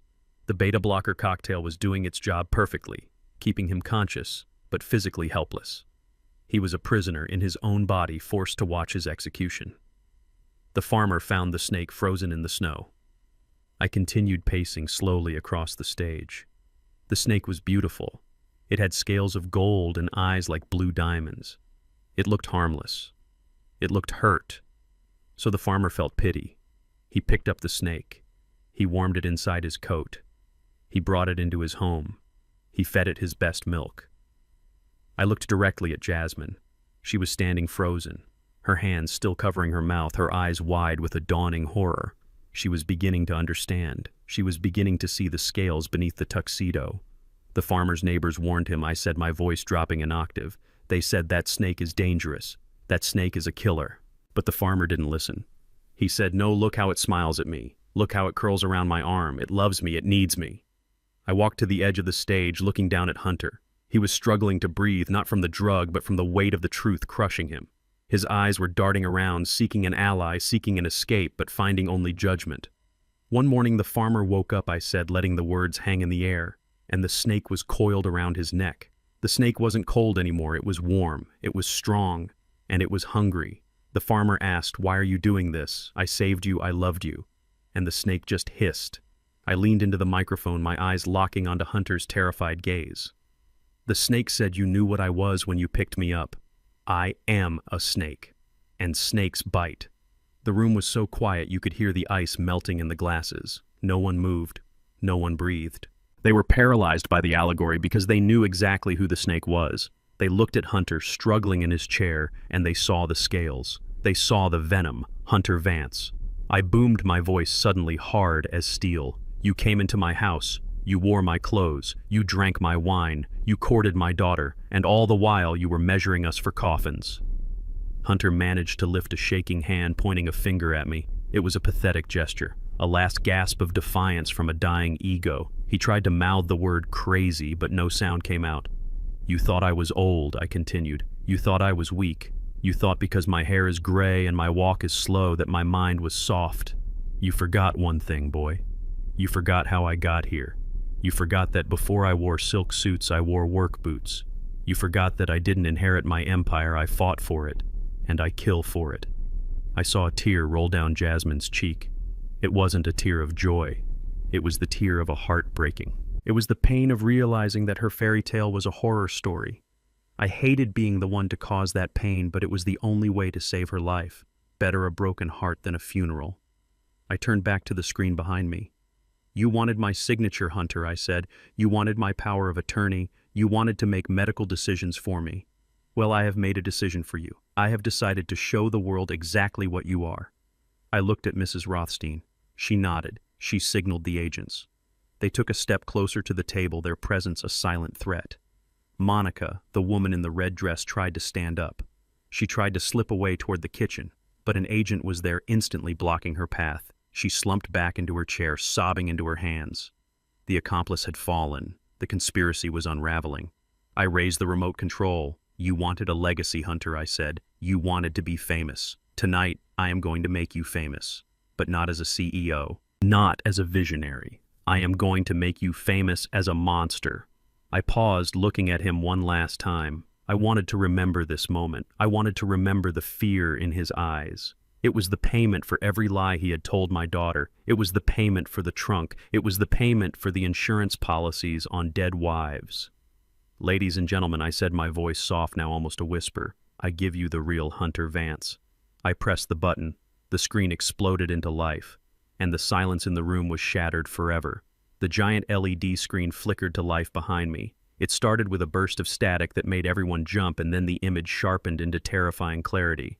The quality was high definition. The colors were vivid. It was footage from the parking lot taken just hours ago by the hidden camera in the trunk of my car. The angle was low, looking up at Hunter's face, but there was no mistaking who it was. The white tuxedo was pristine. The arrogance was palpable. I stepped to the side of the stage, giving the audience an unobstructed view of the monster they had just toasted. On the screen, Hunter was leaning against my car, smoking a cigarette. The smoke curled around his face like a halo of malice. Beside him was the man named Silas, and the woman named Monica. The audio boomed through the ballroom speakers. It was crisp and loud, amplified to reach the back of the room. The old man is a walking bank account, Hunter's voice sneered from the screen. As soon as we say I do, he signs the papers. He thinks it is a property transfer for the honeymoon villa. A gasp rippled through the crowd. It started in the front row and rolled backward like a wave. I watched the faces of my business partners. Their jaws dropped. They looked from the screen to the real Hunter sitting paralyzed in his chair, but the video was just getting started. On screen, Hunter flicked ash onto the gravel. We just have to help nature along, he continued. Maybe the wrong medication, maybe a little scare. Then we pull the plug. The words hung in the air, heavy and poisonous. Pull the plug. It was a direct admission of premeditated murder. I looked at the real Hunter. His face was a mask of sheer terror. He was trying to shake his head to deny it, but the drug had locked his muscles. He could only stare at his own image condemning him. Then the scene on the screen changed. It cut to the interior of the study. The timestamp in the corner showed it was from 30 minutes ago. The camera angle was from my chest pocket, hidden in the pen I had been holding. It showed a close-up of Hunter's face, twisted in rage. "You stupid old man," he screamed on the screen.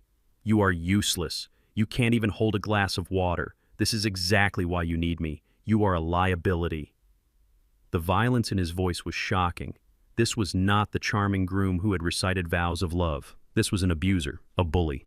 Then came the final clip, the nail in the coffin. The screen showed Hunter and Monica standing in the shadow of a catering truck. He pulled her close. He kissed her. It wasn't a friendly kiss. It was deep and possessive. He placed a hand on her stomach, the stomach carrying his child.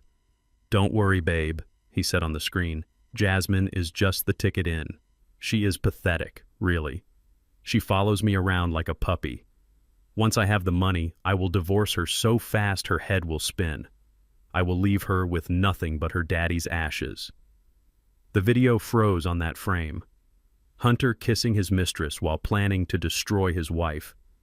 The image was 20 feet tall, looming over the ballroom like a billboard from hell. The silence that followed was absolute. It was the silence of a vacuum where all the air had been sucked out. For 5 seconds, nobody moved. Nobody breathed.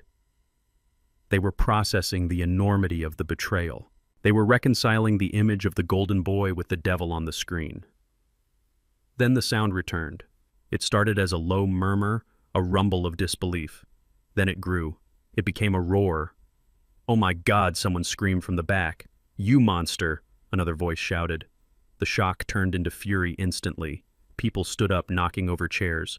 Wine glasses were dropped, shattering on the floor, but nobody cared about the mess. They pointed at Hunter. They shouted at him. The veneer of polite society had cracked, revealing raw, human outrage. My business partners, the ones Hunter had tried to charm, were looking at him with expressions of murderous intent. Old man Jenkins looked like he was ready to climb onto the stage and strangle Hunter with his bare hands. I stood calm in the center of the storm. I watched the chaos I had orchestrated. It was brutal, but it was necessary. The truth is often a violent thing. I looked toward the front table. Richard and Catherine Hunter's parents were moving.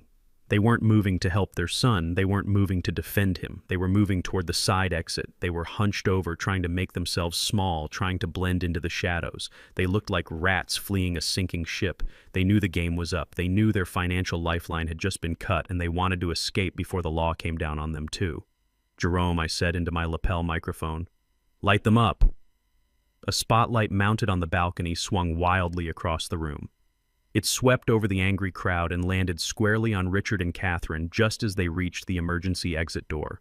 The beam of white light pinned them against the wall like insects on a display board. Richard froze his hand on the push bar. Catherine shielded her eyes, her face a mask of panic. "Going somewhere, Richard?"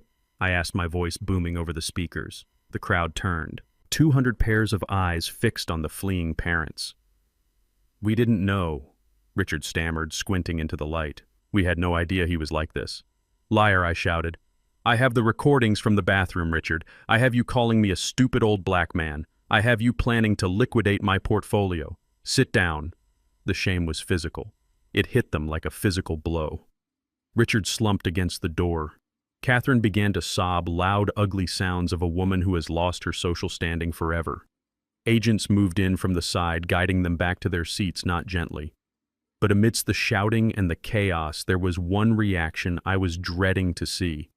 One reaction that mattered more than all the others combined. I turned slowly to look at Jasmine. She was standing alone at the head table.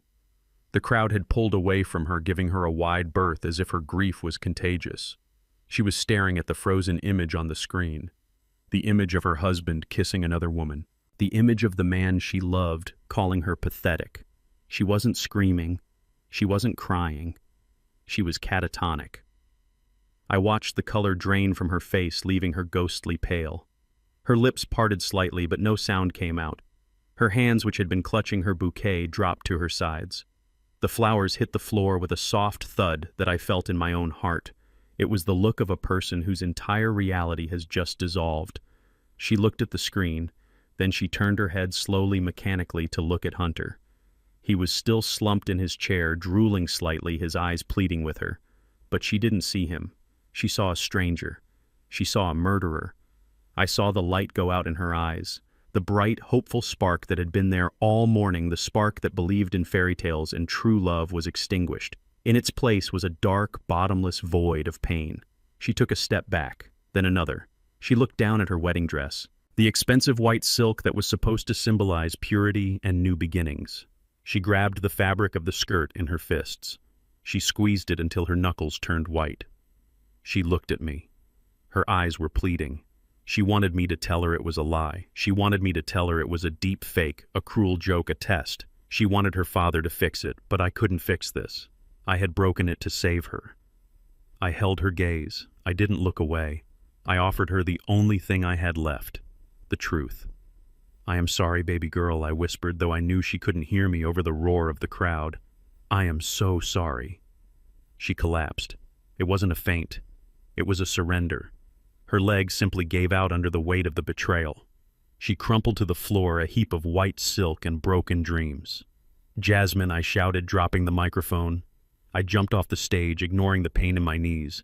I pushed through the agents. I pushed through the debris of the dinner. I reached her just as she hit the ground. I scooped her up in my arms. She was shaking violently. A high, thin keen was coming from her throat, a sound of pure animal distress.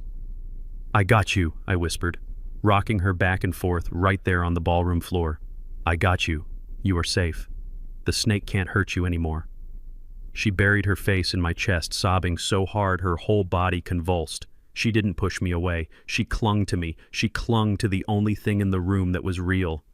I looked up over her trembling shoulder. I looked at Hunter. He was watching us. Tears were streaming down his face, mixing with the sweat, but I felt no pity. None. "You broke her heart," I thought, staring him down. "Now I am going to break your life." The silence that followed Jasmine's collapse was short-lived. It was shattered by a sound that I will never forget. It was the sound of a man losing his mind. Hunter Vance stood up from his chair.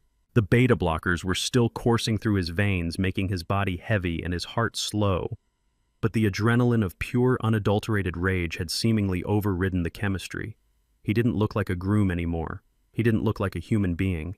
He looked like a cornered rat that had decided to bite the hand of God. He let out a scream that was raw and guttural, tearing at his vocal cords. He kicked the table in front of him with such violence that the heavy oak frame lifted off the ground, sending crystal and china crashing to the floor in a symphony of destruction. "You think you can do this to me?" he screamed, his face turning a dark, mottled purple. "You think you can humiliate me? I am Hunter Vance. I come from a bloodline better than you could ever dream of." He stumbled down the steps of the stage. He wasn't walking, he was lurching. The agents moved to intercept him, but I held up a hand. Let him speak, I thought. Let everyone hear the poison that has been hiding behind those white teeth. Hunter grabbed a bottle of champagne from a passing waiter's tray and hurled it against the wall. It exploded, showering the guests in the front row with glass and expensive wine. People screamed and scrambled backward, knocking over chairs in their haste to get away from the madman. "Look at you," he shouted, pointing a shaking finger at the room at large. "Look at all of you. You are pathetic. You think because you have money you are special. You are nothing. You are new money trash. Especially you, Lionel." He turned his venom toward me. I was still kneeling on the floor, holding my daughter, but I looked up at him with cold, steady eyes.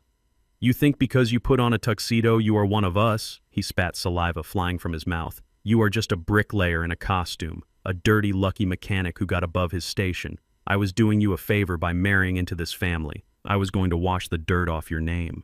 The racial slur hung in the air unspoken, but clearly implied in every syllable.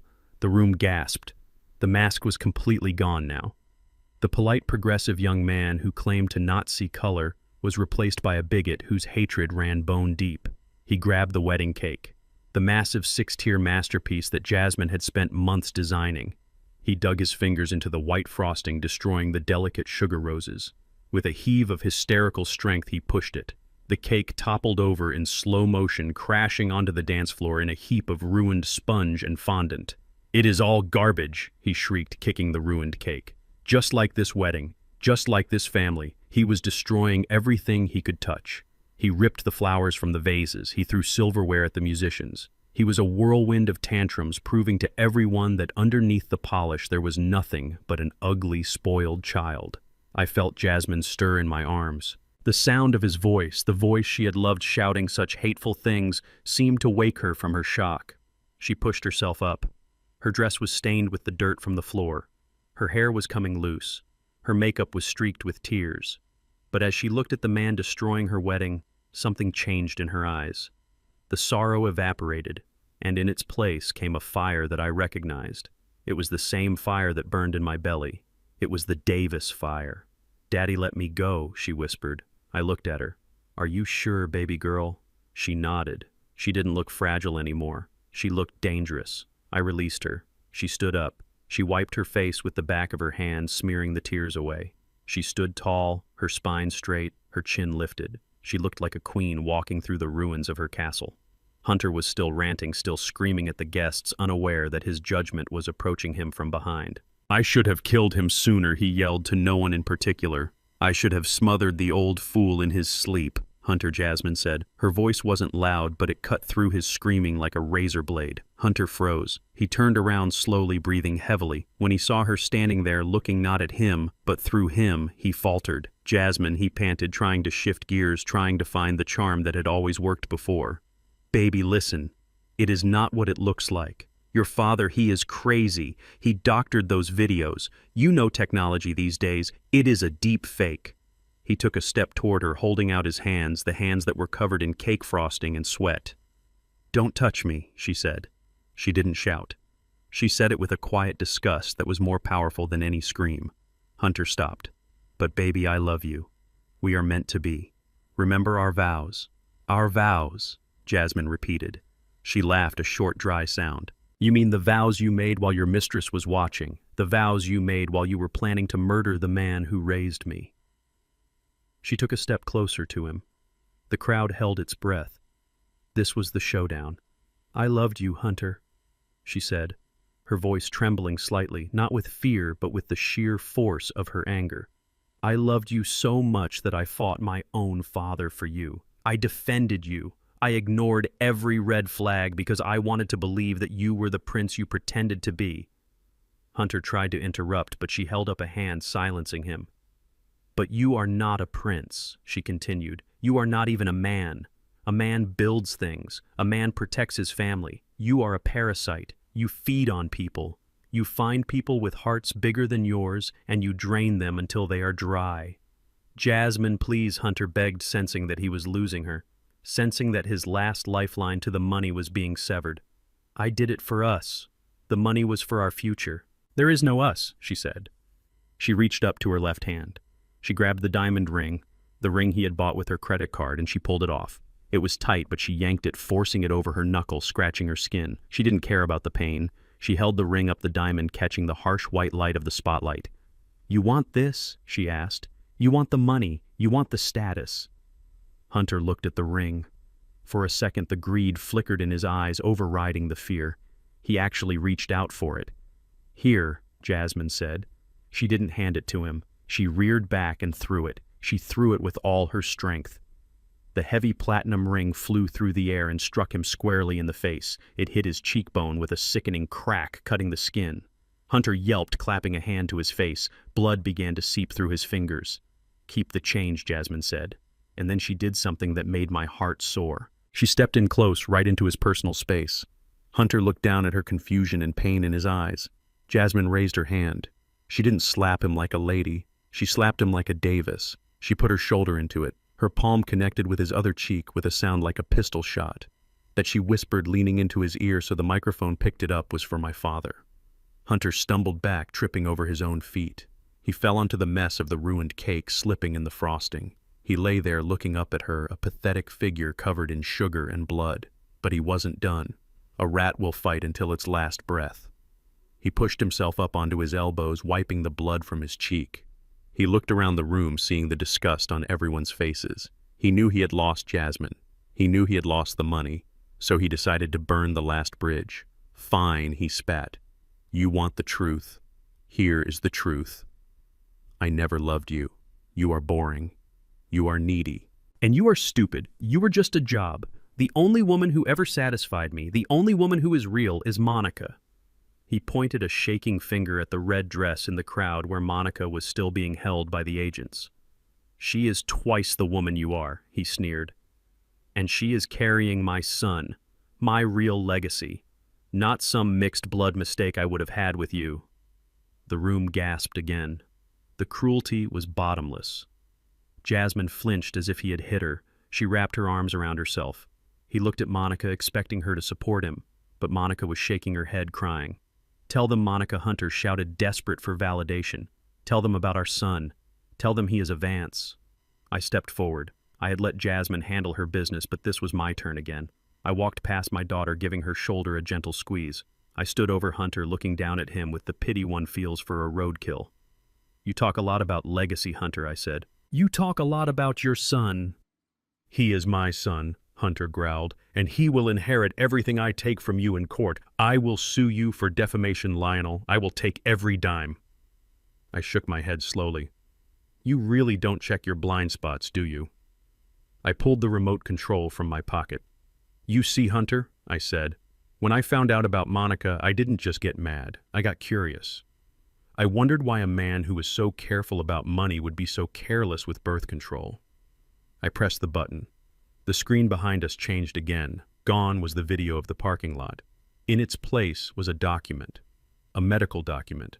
It was a DNA test result from a lab in Atlanta dated this morning. Jerome had managed to get a sample from Monica's discarded water bottle and cross-referenced it with the hair sample we took from Hunter's hairbrush in the groom's suite. We worked fast. Hunter looked up at the screen. He squinted, trying to read the text through his blurred vision. "What is this?" he demanded. "It is a paternity test," I said. Hunter laughed, a wet bubbling sound. "Good. Prove it. Prove the baby is mine." I pointed to the bottom of the document where the results were highlighted in bright red. "Read it, Hunter," I said. "Read it out loud." Hunter focused. "Probability of paternity, 0.0%. The silence that fell over the room this time was heavy. 0%, Hunter whispered. "That is impossible. She is my partner. She loves me." I looked at Monica. She wasn't looking at Hunter. She was looking at the floor, shame burning her face. It seems I said, my voice dry and clinical, that while you were busy trying to screw my daughter, your partner was busy screwing someone else. The crowd erupted. It wasn't anger this time, it was laughter. Shocked, hysterical laughter. The irony was too perfect. The master manipulator had been manipulated. The con artist had been conned. Hunter looked at Monica. "Is it true?" he whispered, his voice breaking. "Is it true?" Monica looked up, her mascara running down her face. "You were never going to leave her, Hunter," she screamed suddenly. "You kept delaying it. You kept saying just one more month, just one more payout. I needed insurance too." Hunter looked like he had been shot. The physical pain of the slap was nothing compared to this. His ego, his narcissism was his armor, and I had just stripped it away. He wasn't a father, he wasn't a husband, he wasn't a genius criminal, he was a cuckold, a fool, a failure. He slumped back into the cake mess. The fight went out of him. The adrenaline faded, leaving only the heavy sedative effect of the beta blockers and the crushing weight of reality. He looked small, he looked pathetic. I turned to the agents. "Get this trash out of my ballroom," I ordered. "It is starting to smell." As the agents moved in to haul him up, pulling him by his frosting-covered tuxedo, I looked at Jasmine. She wasn't looking at him anymore. She was looking at me. And in her eyes I saw the first glimmers of healing. The worst was over. The cancer had been cut out. Now the recovery could begin. The ballroom floor was a wasteland of ruined cake and shattered glass, but the air was finally clearing. The heavy, suffocating fog of lies that had hung over my family for months was lifting with every second that passed. Hunter Vance, or Chadwick Miller, or whatever name he would try to hide behind next, was lying in the wreckage of his own making. He looked up at Mrs. Rothstein, not with the charm he had used to swindle half the city, but with the raw terror of a man watching the guillotine blade drop. Mrs. Rothstein did not smile. She did not frown. She stood over him with the impassive face of Lady Justice herself, holding the leather folder that contained his doom. She opened it, and the sound of the paper turning was louder to me than the screams that had filled the room moments before. "Chadwick Miller," she read, her voice projecting to every corner of the silent hall. "You are under arrest for multiple counts of wire fraud, identity theft, and first-degree attempted murder." Hunter tried to speak. He tried to stammer out a denial, but his throat was too dry and his mind was too broken. She continued reading the list of charges, and it was long. It was a litany of broken lives and stolen fortunes. She listed the names of his previous wives. She listed the insurance companies he had defrauded. She listed the falsified medical documents he had prepared for me. Every charge was a blow that drove him further into the ground. "Agents secure the suspect," she ordered. The 4 men in suits moved as one. They didn't run. They didn't shout. They moved with the terrifying efficiency of a machine that cannot be stopped. They stepped over the broken china. They stepped through the frosting. They closed the circle around him. This was not a movie scene where the villain gets a monologue. This was reality. And in reality, the law is heavy and it is fast. One of the agents reached down and grabbed Hunter by the lapel of his ruined white tuxedo. He hauled him up, not like a man, but like a sack of garbage. Hunter's feet scrambled for purchase on the slippery floor. He looked at the handcuffs hanging from the agent's belt. The metal glinted under the harsh white spotlight. It was the only jewelry he would be wearing for the rest of his life. Wait, you can't do this," Hunter stammered, his eyes darting wildly from the agents to the guests. "Do you know who I am? I am Hunter Vance. I am the CEO of Davis Corp. You are making a mistake. A huge mistake. I will sue you. I will sue this entire department." The agent didn't even blink. He spun Hunter around, slamming him face first against the wall next to the stage. The sound of his body hitting the plaster was a dull thud that made Jasmine flinch in my arms. "You have the right to remain silent," the agent intoned, his voice flat and bored. "I suggest you use it," Mrs. Rothstein added, closing her file with a snap. "Although I doubt anything you say can dig you out of a hole this deep." Hunter did not remain silent. As the cold steel of the handcuffs clicked around his wrists, the reality of his situation finally pierced his narcissism. He realized the game was truly over. There was no charm that could unlock those cuffs. There was no lie that could make the agents disappear. The panic took over completely, turning him into a wild animal. He began to thrash against the wall. He kicked out backwards, striking the agent in the shin. It was a foolish move. The agents responded instantly. They forced him down to his knees, pressing his face into the carpet. "Get off me! he screamed, his voice cracking into a high-pitched shriek. "Get your hands off me! You are hurting me! This is police brutality! Help! Someone help me!" He looked toward the crowd, his eyes searching for sympathy, but he found none. The guests who had cheered for him an hour ago now looked at him with revulsion. They saw the blood on his face. They saw the cake on his clothes. They saw the cowardice in his soul. He looked at his parents. Richard and Catherine were already in handcuffs near the exit, surrounded by 2 other officers. They couldn't help him. They couldn't even help themselves. They stared back at him with hatred, blaming him for their downfall. He looked at Jasmine. "Jasmine, baby, please," he wailed, tears streaming down his face, mixing with the blood and sugar. Tell them it is a mistake. I am your husband. You can't let them take me. I love you. We can fix this. I will sign a prenup. I will sign anything. Just make them stop." Jasmine didn't speak. She didn't look away either. She watched him beg. She watched him trade his dignity for a few more seconds of freedom. And in watching him, she finally killed the last lingering affection she had for him. She saw him not as a tragic figure, but as a pathetic one. When the begging didn't work, the rage returned. He twisted his body, trying to bite the hand of the agent holding his shoulder. "I will kill you all," he shouted, his voice turning demonic. "I will burn this place to the ground. You will pay for this, Lionel. You hear me, old man? I will get out.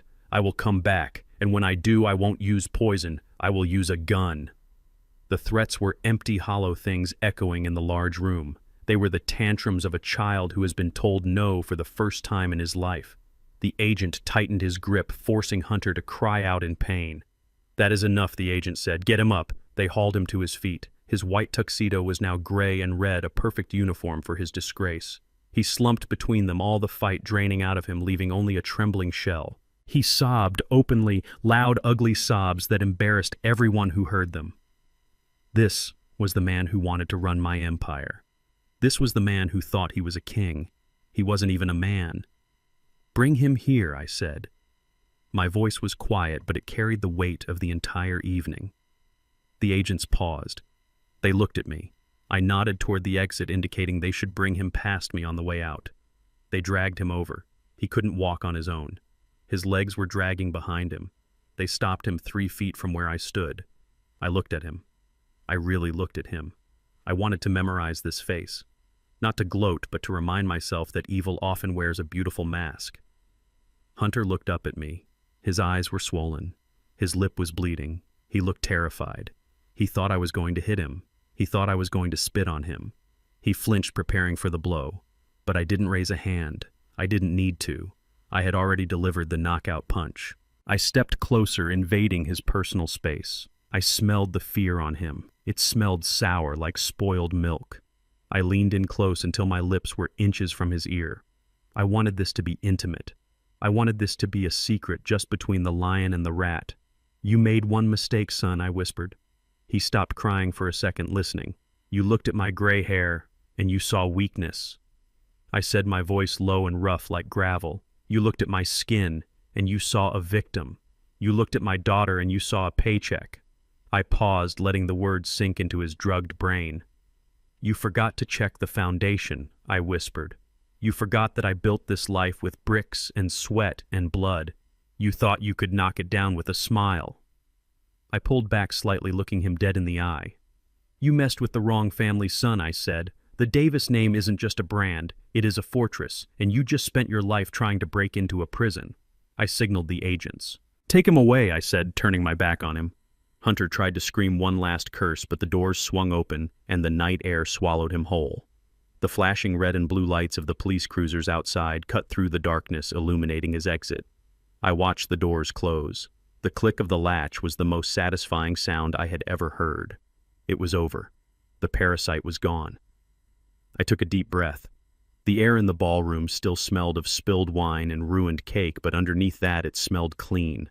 It smelled of truth. I turned back to my daughter. She was standing there, shaken and bruised, but standing. I walked over to her and took her hand. "Let's go home, baby girl," I said. "We have a lot of cleaning up to do." She squeezed my hand. Her grip was strong. "Yes, Daddy," she said. "Let's go home." As we walked out of the ballroom, leaving the whispers and the wreckage behind us, I knew that we had lost a lot that night. We had lost money. We had lost reputation. We had lost innocence. But we had kept the only thing that really mattered. We had kept each other. And for a man like me, that was enough. That was everything. The flashing blue lights of the police cruisers faded into the distance, leaving the ballroom in a strange, heavy silence. The show was over. The villain had been dragged off the stage and the audience was gone. All that remained was the wreckage of a celebration that never should have happened. The ruined cake sat in a heap on the floor, a sticky monument to Hunter's narcissism. Broken glass glittered under the harsh white cleaning lights like fallen stars. But the most tragic piece of debris was my daughter. Jasmine sat on the edge of the low stage, her beautiful white dress stained with frosting and dirt. She had pulled her knees up to her chest, wrapping her arms around herself as if trying to hold her shattering world together. She wasn't crying anymore. She was past tears. She was in that numb, gray place where the shock is so deep it freezes your blood. I walked over to her slowly. My footsteps echoed on the marble floor. My knees ached from the kneeling and the adrenaline crash was beginning to set in, but I pushed it aside. A father does not get tired when his child is bleeding. I sat down next to her. I didn't touch her immediately. I just let my presence be a solid, warm wall beside her. "I am so stupid," she whispered. Her voice was cracked and thin. She didn't look at me. She stared at a smear of red icing on the floor that looked disturbing like blood. "I am so stupid, Daddy," she repeated, her voice gaining a little more strength, a little more self-loathing. How could I not see it? How could I let him fool me? I fought you for him. I told you that you were jealous. I told you that you were paranoid, and the whole time he was laughing at me. He was planning to kill you. She turned to look at me then, and the pain in her eyes was almost more than I could bear. "I almost got you killed," she choked out, "because I was too desperate to be loved. Because I wanted the fairy tale so bad I ignored the monster." I reached out and pulled her into my arms. She resisted for a second, stiff with shame, but then she crumbled. She buried her face in my shoulder and the sobs came back deep and racking. "Hush now," I said, stroking her hair. "Hush. I didn't say I told you so. I didn't say I knew it all along. There is no victory in being right when the price is your daughter's heart. You are not stupid, Jasmine." I said, my voice low and steady. "You are trusting. You have a big heart. You look for the good in people because you are good. That is not a flaw, baby girl. That is a gift. He weaponized your kindness against you. That is his sin, not yours. But I brought him here," she wept. "I let him into our lives. And I took him out," I said firmly. "We are Davises. We make mistakes. Sometimes we make big, expensive, painful mistakes. But we fix them. We survive them. And we learn from them." I pulled back and cupped her face in my hands. I used my thumbs to wipe away the mascara streaks on her cheeks. "Look at me," I commanded gently. She raised her eyes to mine. "He is gone," I said. "He can never hurt you again. The ink on those papers was never dry. You are not his wife. You are Jasmine Davis. You are my daughter, and you are going to walk out of here with your head high. You are not a victim tonight, Jasmine. You are a survivor. You stood up. You threw that ring. You slapped him. That is the woman I raised." She took a shaky breath. She nodded slowly. "I am sorry, Daddy," she whispered. I kissed her forehead. "I know," I said. "Now let's get you out of this dress. It doesn't suit you anymore." I stood up and offered her my hand. She took it. This time she didn't hesitate. She gripped my hand with a strength that told me she was going to be okay. She was bruised, but she was unbroken. I led her to the side room where Mrs. Rothstein was waiting with a change of clothes. As Jasmine went inside, I turned back to the ballroom. The emotional work was done. Now it was time for the practical work. It was time for the CEO to take charge. The venue manager was standing by the entrance looking terrified. He was wringing his hands, looking at the destruction and calculating the cost. Several waiters were sweeping up glass, casting nervous glances in my direction. A few lingering guests, mostly the gossip mongers who fed on tragedy, were loitering near the coat check, hoping to catch one last glimpse of the drama. I buttoned my jacket. I straightened my tie. I walked into the center of the room. "Jerome," I called out. Jerome appeared from the shadows instantly at my side. "Yes, Mr. Davis. Handle the staff," I said, keeping my voice businesslike. "Double their pay for the night. All of them. The waiters, the musicians, the cleaning crew." They saw things tonight that were ugly. I want them compensated for the stress. And Jerome have them sign non-disclosure agreements before they pick up their checks. Consider it done, boss, Jerome said, making a note on his phone. I turned to the venue manager. He jumped as I approached. Mr. Davis, I am so sorry about all this, he stammered. We had no idea. Send the bill to my office, I said, cutting him off. For everything. The cake, the carpet, the broken tables. Don't spare the zeros. I want this place restored to perfection by tomorrow morning. Yes, sir, of course, sir. And the guests, I asked, looking toward the coat check. Most have left. Mrs. Rothstein said, stepping up beside me. She had handed Jasmine off to her assistant. But there are a few reporters outside. Someone live-streamed the arrest. The video of Hunter's confession is already trending on social media. I nodded. I expected that. In the age of phones, nothing stays private. But I could control the narrative. Let them talk, I said. Let the video play. I want the world to see his face. I want every woman in this country to know the name Chadwick Miller so he can never do this to anyone else again. But keep them away from Jasmine. She is off limits. I will handle the press, Mrs. Rothstein said, her eyes glinting. I will release a statement saying that the Davis family successfully assisted law enforcement in a sting operation to capture a wanted fugitive. We will spin this, Lionel. You won't be the victim. You will be the hero who caught the predator. I looked at her. She was good. Expensive, but good. Do it, I said. And Rothstein. Yes, Lionel. Liquidate the trust fund I set up for the wedding. All of it. The honeymoon money, the house down payment, everything. And return it to your accounts, she asked. No, I said, looking at the spot where Hunter had fallen. Donate it. Give it to the shelter for battered women in downtown Atlanta. Put it in Jasmine's name. Let's turn this dirty money into something clean. Mrs. Rothstein smiled a rare, genuine smile. An excellent decision. I looked around the room one last time. It was a battlefield, but we had won. The enemy was in a cell. My empire was safe, and my daughter was free. The side door opened and Jasmine stepped out. She was wearing a simple tracksuit and sneakers belonging to one of the assistants. She had scrubbed her face clean. Her hair was pulled back in a ponytail. She looked young. She looked like the little girl who used to wait for me to come home from the construction site. Ready to go, I asked. She nodded, taking my arm. Take me home, Daddy. We walked out the back exit, avoiding the cameras and the noise. The cool night air hit us like a blessing. The Rolls-Royce was waiting, the engine running, the back door open. We slid into the back seat. The leather was soft and familiar. The smell of the car was comforting. It was a safe space. A sanctuary. Jerome got into the driver's seat. Where to, boss? He asked, meeting my eyes in the rearview mirror. Home, Jerome, I said. The long way. The car glided out of the parking lot, leaving the venue behind. We drove in silence for a while, watching the city lights blur past the window. Jasmine rested her head on my shoulder. Her breathing deepened. She was exhausted. Daddy, she murmured after a few miles. Yes, honey. How did you know? Not about the video, but before that. How did you know to look? I looked out the window at the dark streets of Atlanta. I saw the shadows. I saw the corners where danger lurked. I remembered the cold nights in the trunk of life when I had nothing. Because I am a father, I said softly. And a father's job isn't just to provide, it is to watch. I stroked her hand.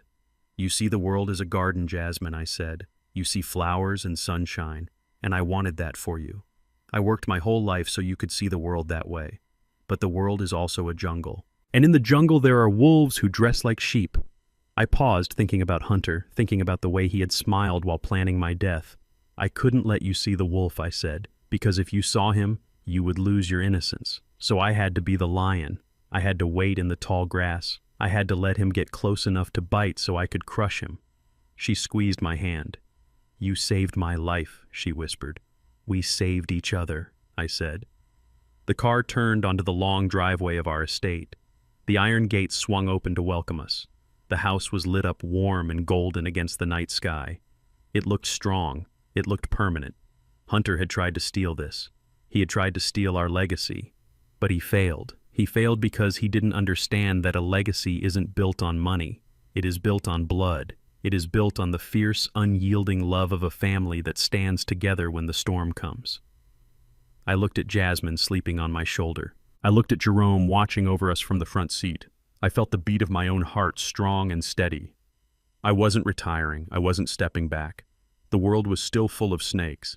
And as long as I had breath in my body, I would be watching. I would be waiting. Trust me on that. And that, my friends, is the lesson I carried home that night. We spend our lives trying to shield our children from the harshness of the world, but sometimes the greatest act of love is not to blind them with comfort, but to hand them the sword of truth. I learned that evil often wears the most expensive suits and smiles with the whitest teeth. Real legacy isn't about the buildings you name or the money you leave behind. It is about the strength of character you instill in the ones you love. Never apologize for protecting your own. And never ever underestimate an old lion just because he walks a little slower. If you enjoyed this story of Justice Served Cold, please hit that like button and subscribe for more. And tell me in the comments, have you ever had a gut feeling about someone that everyone else ignored only to be proven right? In the end, I want to hear your story.